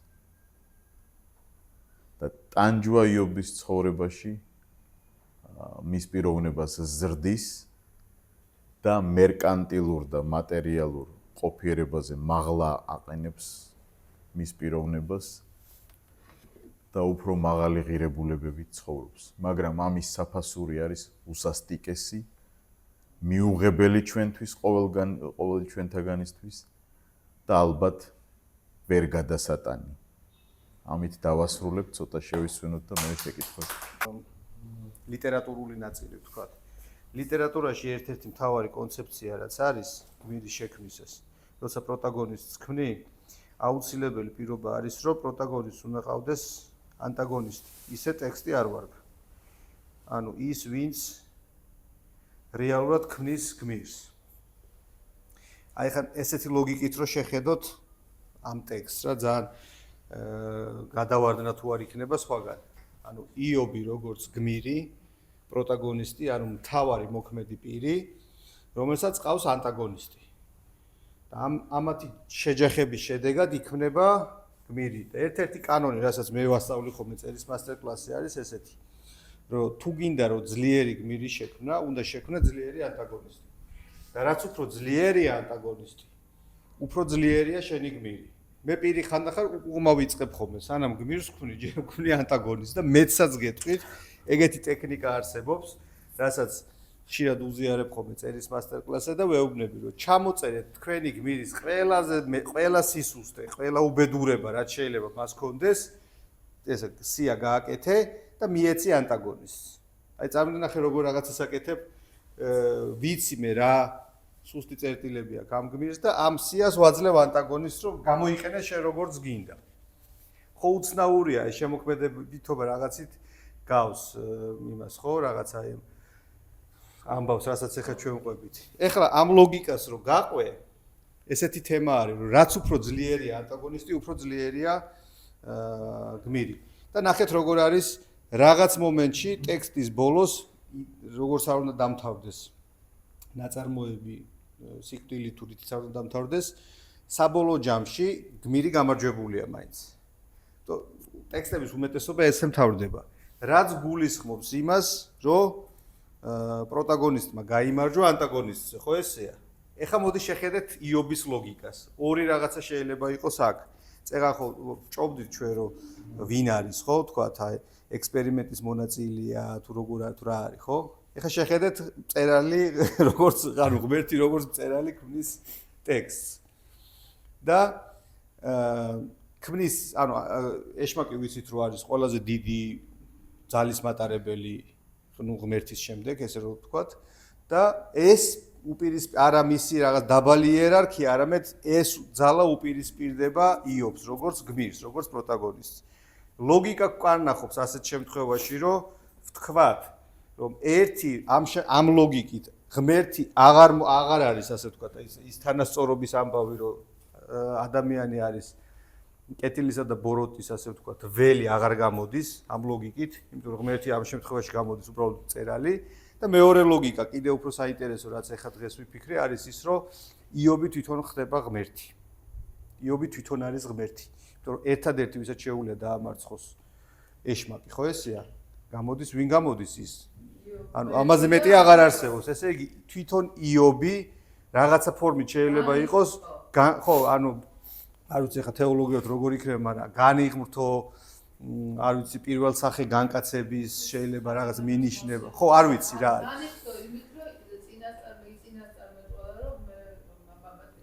ხო, იმიტომ რომ მე ეგეთი ის ტექნიკა არის, აი ხო ადრეს თქვი რომ არსებობს ეგეთი უკიდურესად დაცემული გმირის ტიპაჟი ლიტერატურაში, underdog-ი ქვია. ეს არის ადამიანი, რომელსაც ყველაფერი უბედურება უნდა შეემთხვეს. და ერთადერთი დასასრული ამას აქვს დრამატურგიის თვალსაზრისით ის, რომ ის უნდა გახდეს სუპერგმირი, ასე ვთქვათ. ნუ ამ ტერმინებით რო ვილაპარაკოთ რა, ანუ ზევით აწეული ტიპი. რაც უფრო დაცემულია, უფრო ზევით უნდა ამოვიდეს, იმიტომ რომ ეს ცვლილების ტექნიკა ლიტერატურაში რაც არის, ასე ვთქვათ, ეს კათარსისის და მეტამორფოზის მოთხოვნა, ანუ გმირი რომ უნდა შეიცვალოს, ამას გვარნახობს. ამიტომ ამ ლოგიკით რო განვაგრძოთ ფიქრი, შეიძლება ვთქვათ, რომ იობი ამ თავისი მთელი გზის გავლის შემდეგ არის ნუ ეხლა ვერ ვიტყოდი პირველი განკაცებული, იმიტომ რომ თეოლოგიურ თვალსაზრისით ძალიან აცდენა, მაგრამ პირველი შეიძლება მინიშნება იყოს ღვთის განკაცების შესახებ. ანუ იობში ნუ ესე რომ ვთქვათ, ცოცხლდება ღმერთი, რომელიც იმიტომ რომ სხვა ლოგიკა აღარ არსებობს რა. ეშმაკს ხო ვერავინ ვერ დაამარცხებს, ანუ სხვა საპირწონე ძალა ხო არ არსებობს. ერთადერთი საპირწონე ძალა ღმერთის ჩარევის გარეშე, ღმერთი ხო არ ერევა ამ პროცესში. ანუ ამბობს რომ მოდი მივუშვათ რა ეს პროცესი თავის თავად. თუ კი ღმერთი არ ერევა, ანუ თუ მესამე ძალა არ ერევა, ერთადერთი ვინ შეიძლება ეს ძალა დაამარცხოს არის მხოლოდ ღმერთი. ესე გამოდის რომ იობი ხდება ღმერთი, ანუ განეღვთობა როგორც შეიძლება თეოლოგიურად თქვა. და ესეთი პენლები ხო თქვი რომ მე მიყვარსო და პირველი პენალი ესეთი იყოს და შეკითხვებსაც დაველოდებით მე ვისაც გინდათ დასვათ. ხო, კარგი ის იყო. ეხლა აი ვინ დასვავს პირველ უბრალოდ მინდა რაღაც თქვა რომ ეგ დაუშვათ. თეოლოგიურად განხთობის საკითხი არსებობს უბრალოდ თეოლოგიაში განხთობაში დათქმა არის რომ ადამიანი განიხთობა, ანუ ღმერთი როგორც ასეთი დაუსაბამო კი არ ხდება, არამედ ღმერთი მადლის მიერად, რაც გეგმაშიც იყო, რომ ის ნაყოფი არსებობს შეხედულება, რომელიც აკრძალული იყო ადამი და ევასთვის. გარკვეულ ეტაპზე, როდესაც ისინი გაიზრდებოდნენ პიროვნულად ღმერთთან ურთიერთობაში, მათთვის დადებით შედეგს მოიტანდა მიღების შემთხვევაში. შეცნობა სიკეთის და ბოროტების არის შეხედულება, რომ უნდა მომხდარიყო მაშინ, როდესაც ღმერთი დართავდანებას უბრალოდ ცოდვა მდგომარეობდა იმაში, რომ უფრო ადრე გააკეთეს. ფსალმუნებშიც არის თქვენ ხართ ღმერთები, ღმერთი ეუბნება ადამიანებს. თვითონ ღვთისძის განკაცების მიზანიც არის, რომ ადამიანი დაბრუნდეს აღმატებულ მდგომარეობაში და იყოს მადლის მიერად ღმერთი. ეგ არის თეოზისი, ანუ განხთობა. თეოლოგიური კუთხით ასეა. ლიტერატურული კუთხით გურამმა გაშალა. შეიძლება ფსიქოლოგიური კუთხით შეხედოთ და ადამიანი უფრო გაძლიერდა ამ განსაცდელების მერე. სოციოლოგები იტყვიან, რომ რაღაცა უბრალოდ ამ სტიქიური უბედურებების მსხვერპლი გახდა მისი ქონება და მისი შვილები. გააჩნია რა კუთხით შეხედავ, მაგრამ ჩვენას ყველას ჩვენი სათვალე გვაქვს და ასეც უნდა იყოს, იმიტომ რომ მე ვცდილობ ხოლმე როგორც თეოლოგიც მოვწყდე და ის სხვა კუთხითაც შევხედო, მაგრამ ეს მთავარი სათვალეა, რომელიც მე მაქვს. ვერ გავექცევი ამას. ახლა კი, რავი, თქვენი სათვალეებიდან გამომდინარე შეკითხვებს დაველოდები. მოგესალმებით, ძალიან დიდი მადლობა პირველ რიგში, ძალიან საინტერესო იყო ჩემთვის და პატარაობიდან, ძალიან ბავშვობიდან, 4 წლიდან, 5 წლიდან, როდესაც კითხვა დავიწყე, ვისწავლე, ეს იობის წიგნების, იობის ცხოვრება ჩემთვის ესეთი რაღაც ამოუცნობი იყო, საინტერესო, ცოტა შიშის მომგვრელიც, მაგრამ რაღაცა ისეთი ამოუცნობი იყო ამაში, რასაც მაშინ ვერ ხვდებოდი, ესე მეგონა და რაღაცა აი რო გავიზრდებოდი, მე გავიგებდი. უფლისნების გარეშე თუ არაფერი ხდება, არც მაშინ არ მოხდებოდა, ხომ? ანუ უფალმა იობში მისი ხატება და მსგავსება, რაღაცა მადლი თავიდანვე დააბრქვია, ხომ? თუ როგორ ხდება ეს ამბავი? უფლის მადლია ხომ არის იობში, თორემ მის გარეშე ხო ვერაფერს ვერ შეძლებდა. თქვენ ნუ გეშინიათ რამე თეოლოგიური შეცდომის დაშვება. დასვით კითხვა. ხო, და ანუ ეს მადლი დაეხმარა ალბათ თქო ესე მგონია, ან კითხვა მაქვს, რა დაეხმარა იობს გადარჩენაში. თუ ვამბობთ, რომ უფალმა ანუ რა დაეხმარა, ხო? იმასთან ოლანთან უკვე წავიკითხე, რომ რომც მომკლასო მისი იმედი მექნებაო. აი ამ იმედმა, რომ მე-13 თავის მე-15 მოხლი. აი რომ ძმაკაცებს ეუბნება არაფრის მომცემი მკურნალები ხართო და მე ამბობს, რომც მომკლასო. ის მკლავს, სხვა თარგმანში უფრო ზუსტი თარგმანია. ის მკლავს, ღმერთი მკლავს, მაგრამ მე მაინც მისი იმედი მაქვს. ამანოშველა, მე მგონია.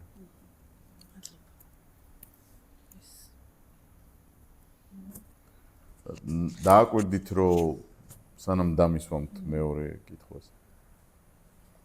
იობს არ ეშინია ღმერთზე თქვას იმ მდგომარეობაში, რასაც ფიქრობს. და ეს სიწრფელე სიმართლეთ ეთულება და მის მეგობრებს ამ სამ თეოლოგს, ელიფას, ბილდაც და ცოყარს უნდათ, რომ თეოლოგიურად გამართული ტრადიციული პასუხები გასცენ და იობი ღმერთი ეუბნება, რომ თქვენ არაწრფელად მოიქეცით. ნუ რას ვხედავთ ამ ისტორიაში? სიწრფელეს აფასებს ღმერთი და არა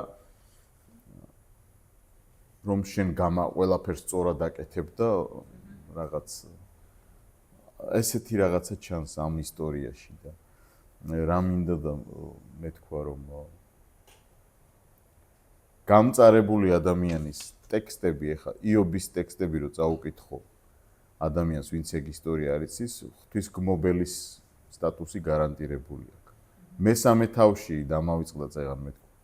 და ეს წეული იყოს ის დღე, როცა დავიბადე. წეული იყოს ის დღე, როცა თქვეს რომ დაიბადა კაცი თავის თავზე ამბობს. რატომ იქვე არ მოვკვდიო იმ საშოში მაშინვე რატო არ მოვკვდიო რომ ეს ყველაფერი არ გადამეტანა. არაფერში არ შეუცოდავს მის სიტყვაშიო ესე წერია. მე უფრო კომენტარი მექნება, ანუ მე რაც დავინახე აქედან, რომ ყოველ შემთხვევაში ესეთი ასოციაცია მომივიდა, რომ ადამიანი განსაცდელის დროს და გაჭირვების დროს რაღაც ძალიან მარტივად შეიძლება გაბოროტდეს. ანუ მე მაგალითად მინახავს, რომ აი ახლობელი ადამიანი რო გარდაეცვლებათ, რაღაც აი აგრესიულები ხდებიან და რაღაც თითქოს და აი ბოროტებიც ხდებიან რა, ანუ უფრო ეგოისტებიც ხდებიან და ბოროტები თითქოს და არავის არ ესმის მათი და ამით უფრო რაღაცა ბოროტდებიან. შეიძლება ეს დროებითია, მაგრამ ისე ვიცახი, რაღაც ეს დამინახავს და ალბათ ეგ არის, რომ განსაცდელის დროს და თვითონ მე ვფიქრობ, რომ იობიც ფიქრობდა ალბათ სულიერებაზე, ხო? ის ფიქრობდა, რომ ყველაფერი ეს მატერიალურია და სულიერების დროს, ანუ სულიერება რას ნიშნავს? სიკვდილის შემდეგ ჩვენ მაინც წავდგებით ღმერთის წინაშე. და იქ ანუ ღმერთის სამსჯავროს წინაშე მაინც წავდგებით. და როგორც მოვიქცევით, ანუ ხო, ანუ მაინც საბოლოოდ ანგარიში იქნება ჩასაბარებელი ღმერთი. ალბათ ამის წამდა. და შეკითხვა მაქვს ესეთი, რომ ალბათ სწამდა, ხო, იქ არ არის ნახსენები სულის შესახებ, მაგრამ ალბათ სწამდა სულის იობს. ესე სულის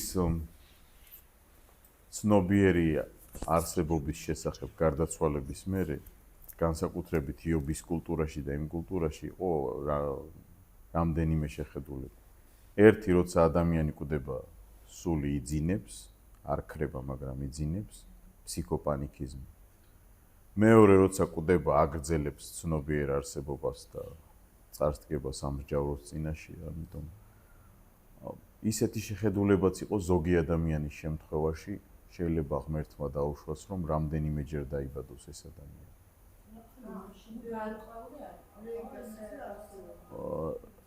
რეინკარნაცია მხოლოდ ადამიანის შემთხვევაში. ანუ ესეთი რაღაცა მითითებები დეტალური შესწავლისას ამ ტექსტებისა ჩანს. ბევრი საკამათო ტექსტი, ძალიან რთული წიგნია. მე ეხლა ჩათვალეთ, რომ შესავალიც კი ვერ გავაკეთე ბოლომდე. დეტალურად რომ ანუ ანბანი გავიარეთ იობის წიგნის. სულიერებას რაც შეეხება ჩვენ გვახასიათებს განსაკუთრებით ევროპულ კულტურაზე რა მოახდინა გავლენა. ბერძნულმა ფილოსოფიამ, რომაულმა სამართალმა და ქრისტიანულმა მორალმა. ამიტომ ბერძნული ფილოსოფიის გავლენით ჩვენ უფრო დუალისტები ვართ, სულიერი ხორციელი სულიერი. იმ დროის ადამიანები ფიქრობენ, რომ იობის დროინდელი და ზოგადად ბიბლიის პერსონაჟები, რომ სულიერშიც და ხორციელშიც ღმერთი მეფობს. ესმით. ისინი ესე არაზრუნავენ პოლარულად. ამიტომ ღაღადებს და გოდებს იობი, რომ რისთვის გამაჩინე რა თმინდა ეს. ძალიან მძიმე სიტყვებს ეუბნება ღმერთს. მაგრამ ვინ გვიშვამდგომლებსო სასამართლოზეო, ხო, წავიკითხეთ. ფაქტიურად იქაც ეძახის, რომ იმ კატეგორიებში, რაც შენ მომეცი, რომ მე შემეძლო შენი ცნებების დაცვა, შესრულებული მაქვს, მაგრამ ეხლა რომ სჯი, არ ვარ დამნაშავე, ზოგადად უცოდველი როა ის კი არ სწამს იობს, მაგაზაც ამბობს. ამბობს, რომ ცოდვილი ადამიანის პირობებში მაქსიმუმი მაქვს გაკეთებული. იცის ეს. ანუ თვით შეფასება აქვს, მაღალი კი არა, ადეკვატური. ამ კატეგორიებში მართალი ვარო, მაგრამ სულ სხვა კატეგორიების, სულ სხვა განვითარებას აძლევს ღმერთი მერე მას. სულ სხვა დანახვას აძლევს, რომ თეოლოგიური კუთხითაც და ლიტერატურული კუთხითაც, როგორც გურამმა თქვა. ამიტომ ესეთი ცნება არის თეოლოგიაში, ღვთისმსემეცნება არასდროს არ მთავრდება. მერეც კი, როდესაც სრულყოფილი იქნება ყველაფერი, უკვე ტკივილის გარეშე გაგრძელდეს უნდა ღვთისშემეცნების პროცესი. არ ვიცი კი პასუხეთ თუ არა. შემდეგი კითხვა. გამარჯობა. ნინო დარსაველი და პირველ რიგში მადლობა.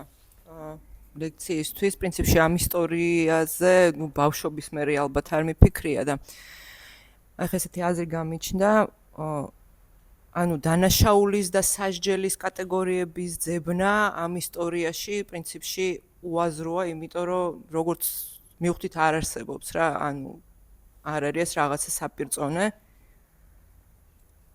ხომ არ არის ეს ისტორია იმისი, რომ მთელი ისტორიის მანძილზე, თავისი პირადი ისტორიის მანძილზე და ნაწილობრივ ტრანსფორმაციის მანძილზე ერთადერთი, რასაც იოვი არ კარგავს, ეს არის მისი თავისუფალი ნება არ გავიდეს დიალოგიდან, რომელიც აქვს ღმერთთან. თუმცა, აი, ცოლი უბიძგებს, რომ მიდი დაგმე და აღარ გინდა. ანუ შეუძლია რომ დაგმოს და გათიშოს ყველაფერი, მათ შორის თავისი რწმენა, მაგრამ მისი არჩევანი არის, რომ თუნდაც ეკამათოს. თუნდაც არ შეწყვიტოს რწმენა რაღაც აბსოლუტის, რომელიც მასზე მაღლა დგას და ამტკიცოს თავისი სიმართლე, ხო? ანუ მე არაფერი არ დამიშავებ, რატო აკეთებ ამას? ანუ ხომ არ არის მთავარი კითხვა ის კი არა, რომ აი რატო მოუვიდა მას ასე და იყო თუ არა ეს ექსპერიმენტი რაღაცა სოციალური, იყო თუ არა რაღაცა ურთაბრძოლა ღმერთსა და სატანას შორის და მიგიშვებ და ვნახოთ რას გააკეთებს. არა, ანუ ხო არ იყო ზუსტად გამოცდა იმისი, სადამდე შეიძლება ადამიანის თავისუფალი ნება მივიდეს, რომელიც როგორც ვიცით არის ის, რასაც ღმერთი დეებს ადამიანში, ხო? ვიბადებით თავისუფალი ნებით. ანუ მაგაზეა მე მთელი ნიჩე აგებული. ვარ ვიცი, რამდენად ჩამოვაყალიბე კითხვარისი, კითხვაც მინდოდა, მაგრამ ხო არ არის აი ეს ხაზი აქ მთავარი და არა ის რატო იტანჯება. ანუ თავისუფლება არის თუ არა მთავარი. ხო, თავისუფალი ნება. ზოგადად პიროვნება რო ავიღოთ, ჩემი აზრი არ არის ეს ბევრს აქვს ლექციებში. რა არის პიროვნება? სიცოცხლე, თავისუფლება და ქონება რაც აქვს. სიცოცხლე თითქმის დაკარგა, ქონება და კეთილდღეობა ყველაფერი დაკარგა, თავისუფლება დარჩა. რის თავისუფლება ჰქონდა იობს? ან წრფელი ყოფილიყო როგორც იყო კიდეც, ან თვისგმობაში გადასულიყო და დაეჯერა ცოლისთვის. სხვათა შორის ეგ ცოლი დარჩა, მას სხვა არ მოუყვანია, მერე ისე უყვარდა თავის ცოლი. დიახ, არ შეუცვლია ცოლი. და მის დროს რომ ჯული და კანონი არ არსებობს, 31 თავში ამბობს აღთქმა დაუდეო ჩემ თვალებს, რომ არ მეფიქრა ლამას სხვა ახალგაზრდა ასულებზეო, იმდენად თავის ცოლი უყვარდა. და კი, თავისუფლება ნამდვილად არის პიროვნების ერთ-ერთი გამსაზღვრელი რამ. თავისუფლება თუ არა აქვს ვინმეს, ბუნებით თავისუფლებას შეიძლება ჩაამწყდიო და არ კონდეს, მაგრამ შინაგანად ის პიროვნება არ არის. ღმერთიც თავისუფალი არსება და მისი ხატება და მსგავსება ადამიანიც თავისუფალი არსება. კიდე მეორე გამსაზღვრელი პიროვნების უფრო ვრცელი მომცველი ეს არის, რომ ყოველი პიროვნება ადამიანი არის შედევრი, განუმეორებელი არის და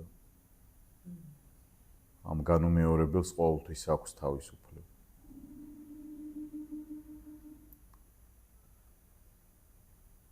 ესეთი პრინციპიც არსებობს, რომ ვინ რამდენ განსასწელსაც აიტანს თავის საკეთილდღეოდ, იმდენის დაშვება ხდება.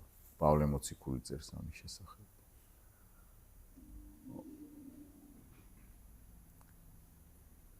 იყვნენ პიროვნებები, ვინც განსასწელს ითხოვდნენ, მაგრამ მამაო ჩვენოს ლოცვაში ცალსახად არ ემითითება, რომ ნუ შეგვიყვან განსასწელში. არამედ გვეხსენ ბოროტისაგან. თავისუფლება ნამდვილად ჩანს. კი, კარგი რეპლიკა იყო, მადლობა.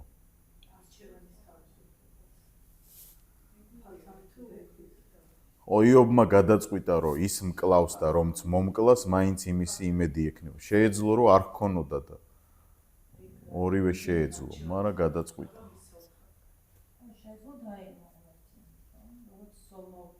ეს ღვთისგმობაც ისეთი რაღაცაა, ეს ჩვენი კატეგორიები გვაქვს. ეხლა იობი აბსოლუტურად ლეგალისტი ხალხის თვალსაზრისით ღვთისგმობელის კატეგორიებში შედის. ეხლა რო არ იცოდნენ, რომ ეკლესიამ წმინდანად შეერაცხა და მრავალტანჯული იობად ითვლება, მისი ტექსტები უბრალოდ ესე რომ დაუდო ადამიანს და წააკითხო, რაც წავიკითხე, შეიძლება თქოს ეს რა უღმერთო კაცის დაწერილია.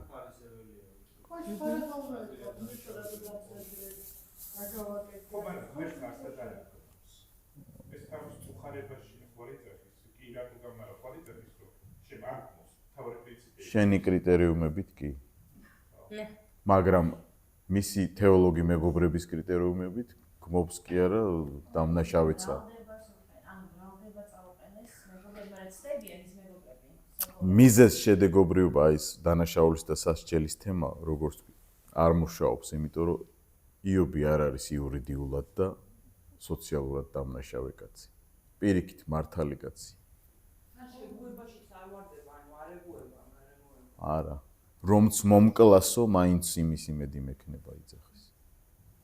ეს არის წერა ლაპარაკობთ ჩვენ ესე იგი არ მისული მეფობამდე კაცის მდგომარეობა, რომელიც ბოლო მომენტში უნდა კიდევ ერთხელ გამოიცადოს, რომ არის გვირგვინის ღირსი თუ არა. თუ ის აჯანყდება, ის ხდება ესე იგი ის იდეალ გვირგვის როგორც ხდება თვითონ ტირანი და თუ ის ამ გზას გავუვლის და ასე ვთქვათ, მეფის ერთგული ხდება. მე თვითონ შემდეგი მისი დრო მომწეს ასე ვთქვათ და გვირგვინის ღირსია. მაგიტო მაგლოგიკითაც ანუ იობი ღმერთის კატეგორიის ფიგურაა. ამ საბოლოო ჯამში სამყარო უკვე როგორც ღმერთი ისე როგორც ფლობელი, როგორც პატრონი, როგორც თქვა, ესე უყურებს. ამავე დროს იერარქიაში დის. მაგას ვამბობ. არ უჟანდება, მაგას ვამბობ. როცა შენ ამ იერარქიულობას მუდმივად იცავ, მაგრამ ეუბნები ახლა თქვა მეფე როცა გჯის, შულს გიკლავს, თქვა და შენი ერთგული ვარ და რატომ იკეთებ მაგას? მაგრამ მაინც შენი ერთგული ვარ, იმიტომ რაღაცას ვერ ხვდები, რაღაცას ვერ ვხედავ.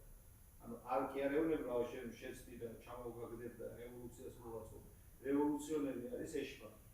ეშმაკი არ ეთანხმება მაგას. ეგ ეშმაკის ლოგიკაა, რომ ანუ რაღაცას ვერ ვიგებ და ეხლა შენ ხარ დემიურგი, უნდა ჩამოვაგდო ტახტიდან და მე უნდა გავხდე მეფე. ამას არ აკეთებს მაგას ვამბობ. ანუ სწორედ მაგ ლოგიკით ხდება, ავტომატურად არის ზევითკენ და ავტომატურად სხვა ლოგიკა აღარ რჩება უერთობისგან, განხტობისგან. ანუ განსაცდელს რომ გადის, შემდეგ რეალურად ჯილდოვდება. შემდეგ, ხო? ანუ რაც დაკარგა, მე იგივეს იგივე. აი მაგ კატეგორიებისგანაც თავისუფალია.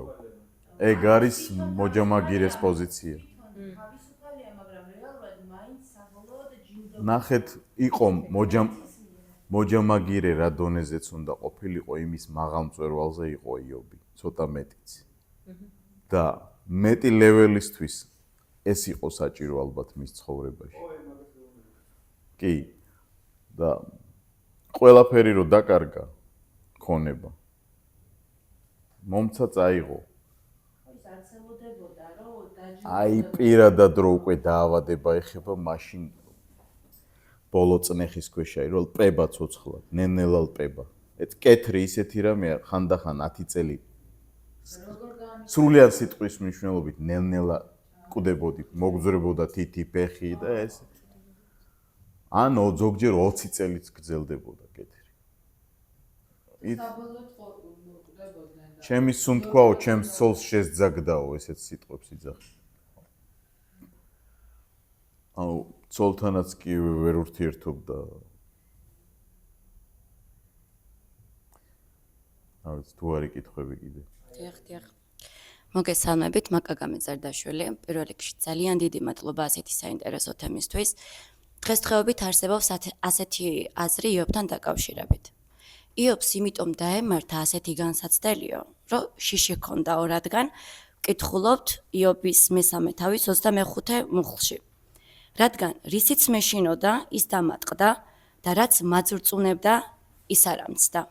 თქვენას რას ფიქრობთ ამასთან დაკავშირებით?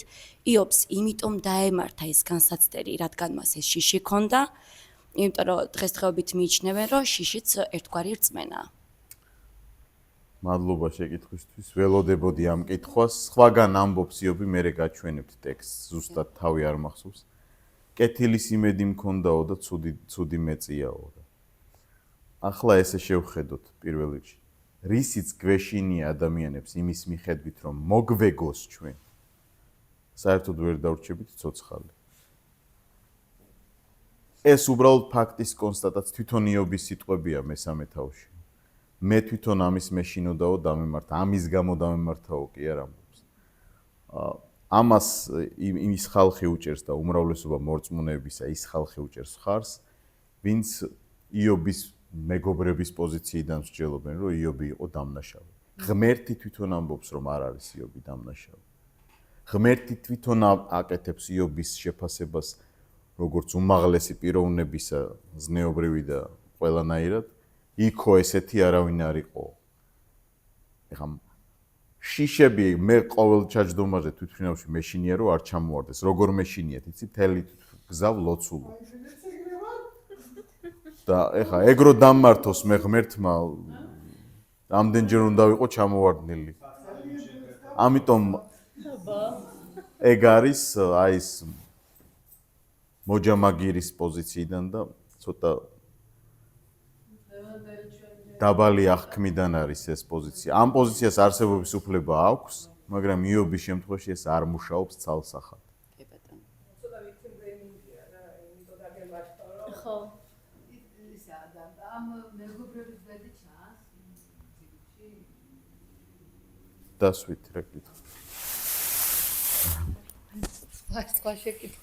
ანუ იმ რჩევლების მეგობრების ბედი თუ ჩანს წიგნში. ესე იგი იობის მეგობრების ბედი. დიახ, აი რომელთაც ეს მოჯამაგირებული დამოკიდებულება აქვს, ანუ ღმერთი იმ განსჯის დროს, როცა ღმერთი იობზე ამბობს თავის სათქმელს, თუ ამბობს თავის სათქმელს ამ პიროვნებებზე. კი. ბოლო თავში ელიფაზ ამ თავარ თეოლოგს ეუბნება, შენო და შენი ორი მეგობარიო იობივით რწმელი არ იყავითო. წადით ახლა იობთან, სხვებს მოიტანს თქვენთვისო, ილოცებსო და გეპატიებათ თქვენი ცოდვა. ღმერთი ეუბნება პირადად ელიფაზ თუ თემანელს. მიდის აკეთებს ესე, ანუ ამხელს მათ ღმერთი, რომ თქვენი თეოლოგია არ მუშაობს ბიჭებო. ჭკვიანი ბიჭები ხართ, მაგრამ მადლობთ. 7 დღე რო ჩუმად იყავით, უკეთესები იყავითო. მადლობთ. ანუ ეხა ეგრე კი არ წერია, მაგრამ ამის დასკვნის უფლება გვაქვს. აი პავლე მოციქულის სიტყვები წერანო ციტატა მოიყვანე. რომაელთა წერილიდან 12:15. მოხარულებთან იხარეთ და მოტირალებთან იტირეთ. აი ამხელა აზრი დევს ამაში. ფსიქოლოგიურადაც, რელიგიურადაც, თეოლოგიურადაც, სოციოლოგიურადაც. სოციოლოგიაში რა არის მთავარი ტერმინი? ემპათია რო ვყვართ. თანაგანცდა, თანაგზნობა არა. თანაგზნობა როცა იბრალებ. თანაგანცდა იმის ტყავში შედიხარ. აი ეს ვერ გააკეთეს იობის მეგობრები.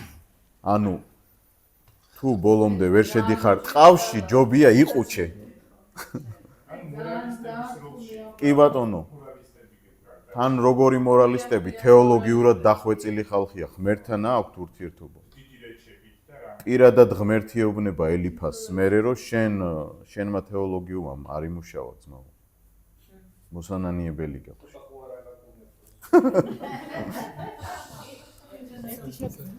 ხო.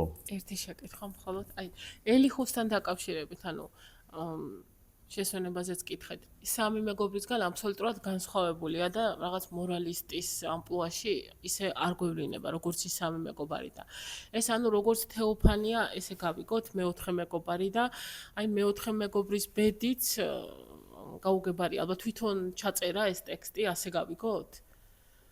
ახლავე. და თუ შეიძლება აი ელიხუ თუ არ ვშთები ელიხუსთან დაკავშირებით და ისე ჩემს რეპლიკას გავაკეთებდი უბრალოდ რომ მე მგონია რომ რაღაცა ისეთი ტექსტი არ არის როგორც ჩვენ ვიგებთ იობის ტექსტს მე მაინც მგონია რომ საკმაოდ ისეთია დუალისტური და ცოტა განსხვავებულია ცოტა საერთოდ ქრისტიანულ კონტექსტთან მაინც მგონი უფრო ამოვარდნილი მე ცოტა სხვანაირად ვხედავ და რატომ თქვით როგორ ხედავ აი მაგალითად კი ბატონო სამი მეგობარი სამივე მორალისტია და იობის პირველი საუკეთესო თვისება ასე ვთქვათ ანუ საუკეთესო ხაზი ეხა თვისება ესეთ სიტყვა ამ შემთხვევაში არის ის რომ არის წრფელი და წრფელი უნდა იყო ადამიანი საერთოდ ყველასთან ურთიერთობაში და ღმერთი ამას ხედავს ეს ერთნიშნულად რომ წრფელია და ეს საოცარი თვისებაა ისინი მორალისტები არიან და ჭკუის მასწავლებელი ხალხი ზოგადად ესეთია, მაინც ეჭვით ვუყურებთ ყოველთვის და ესეც არის, გეთახმებით ყველას, რომ რა თქმა უნდა მორალისტები არიან, მაგრამ სწავლება ის, რასაც ისინი ამბობენ, ანუ რო წავიკითხე ტექსტი, ხო?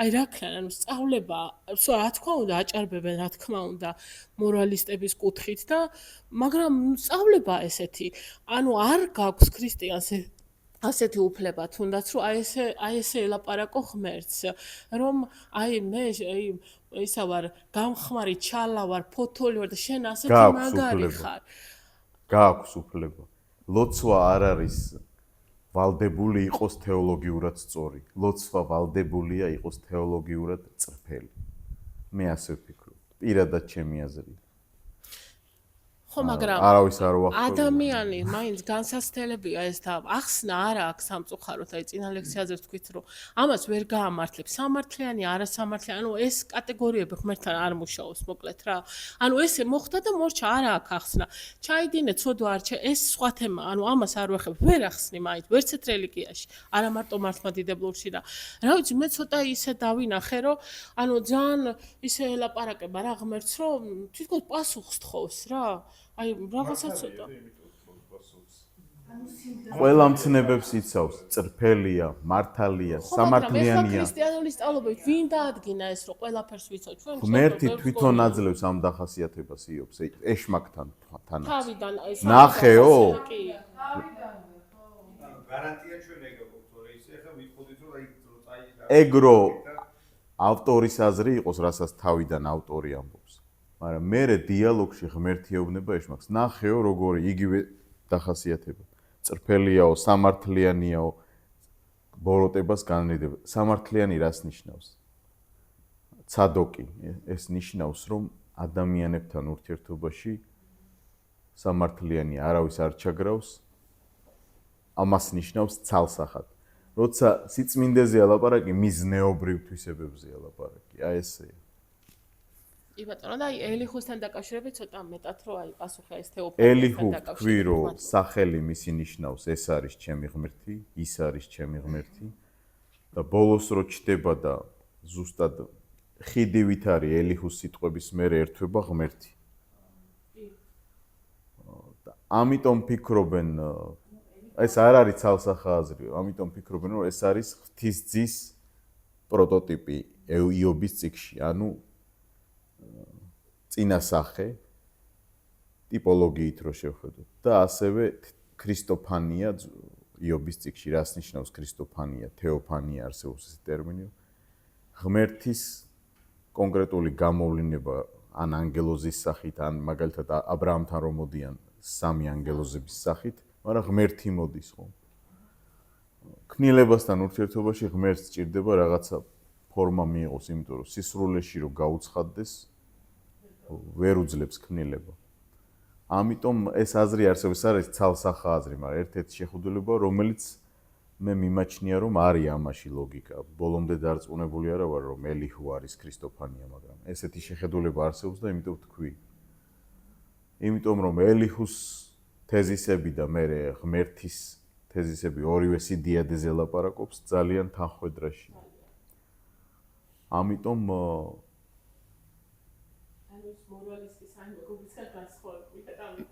ელიხუ განრისხდა იმათზეც და იობზეც. იობზე რატო განრისხდა? იმიტომ რომ ღმერთი მოიხმო სასამართლოს. მაგრამ ნახეთ ამის გამო არ აძაგებს ღმერთი იობს მაინც. თავისი დიადეს აჩვენებს და როგორც მამა ისე ურთიერთობს შვილთან. იმიტომ რომ იობმა შეძლო ღმერთის აღქმა როგორც მამის. იმათ ვერ შეძლეს. ისინი ღმერთს მხოლოდ მოსამართლეს უყურებენ. ეხლა მეორე დათქმაც უნდა ვთქვა.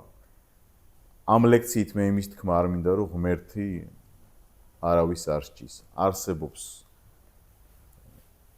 კონკრეტული ცხოვრების წესი, რომლის გამოც ისჯება ადამიანი, მაგრამ როდესაც იცი რომ მორწმუნეა ადამიანი ან ურწმუნოა და შენ მასზე არაფერი არ იცი და რაღაცა უბედურება ატყდება მას, შენ არ გაქვს უფლება რომ დასკვნები გაუკეთო მას და თეზისები წაუყო შენ ამის გამო ისჯები.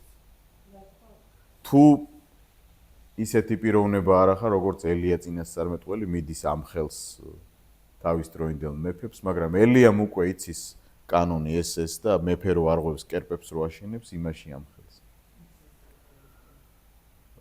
ამიტომ სოლომონი იგავებში საინტერესო რაღაცას ამბობს. შენი მტერი რო დაეცემაო, ნუ გაგიხარდებაო რომ შენც იგივე არ დაგემართესო. ნახე არ ვიცი ქართულში რო რუსულში არის კარგი სიტყვა ზლარაცტვა, ქართულში როგორ არის არ ვიცი. როგორ როდესაც ხვისი ბოროტე, სხვასზე მოწეული ბოროტება გახარებს.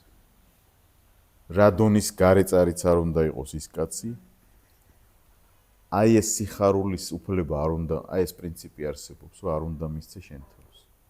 იმიტომ რომ ეთყობა ეს ძალიან ცუდ რაღაცებს ავითარებს ადამიანში. ამიტომ ელიჰუ ეს ვიცით ელიჰუს შესახებ. მეორეს მხრივ თუ ელიჰუ თეოლოგია როგორც ის სამი ადამიანი და იქ მისი მამაც არის ნახსენები, რაც მის მიწიერ წარმომავლობასაც ადასტურებს, მაგრამ ზოგჯერ თეოფანია შეიძლება ღმერთმა ისე გააკეთოს, რომ მიწიერი ადამიანიც გამოიყენოს ამისთვის. ხო, ნახსენები არის, არა აქვს მნიშვნელობა მისი მამაც და თუ თეოლოგია არის, მაშინ თავისი და იქ იმიტომ არის ჩუმად ამბობს მიზეს, რომ მეო ჩუმად იმიტომ ვიყავი, რომ თქვენ უფროსები იყავითო. მაგრამ არა მხოლოდ თეთრ თმაში არისო სიბრძნეო, არამედ ღმერთიო თავისი სულით ადამიანში სიბრძნეს დებსო. რაც იმაზე მეტყველებს, რომ ეს ადამიანიც ღვთისმოსავი კაცი იყო და იმ სამ თეოლოგს და იობსაც კი აჯობა. ყოველ შემთხვევაში ანალიზში.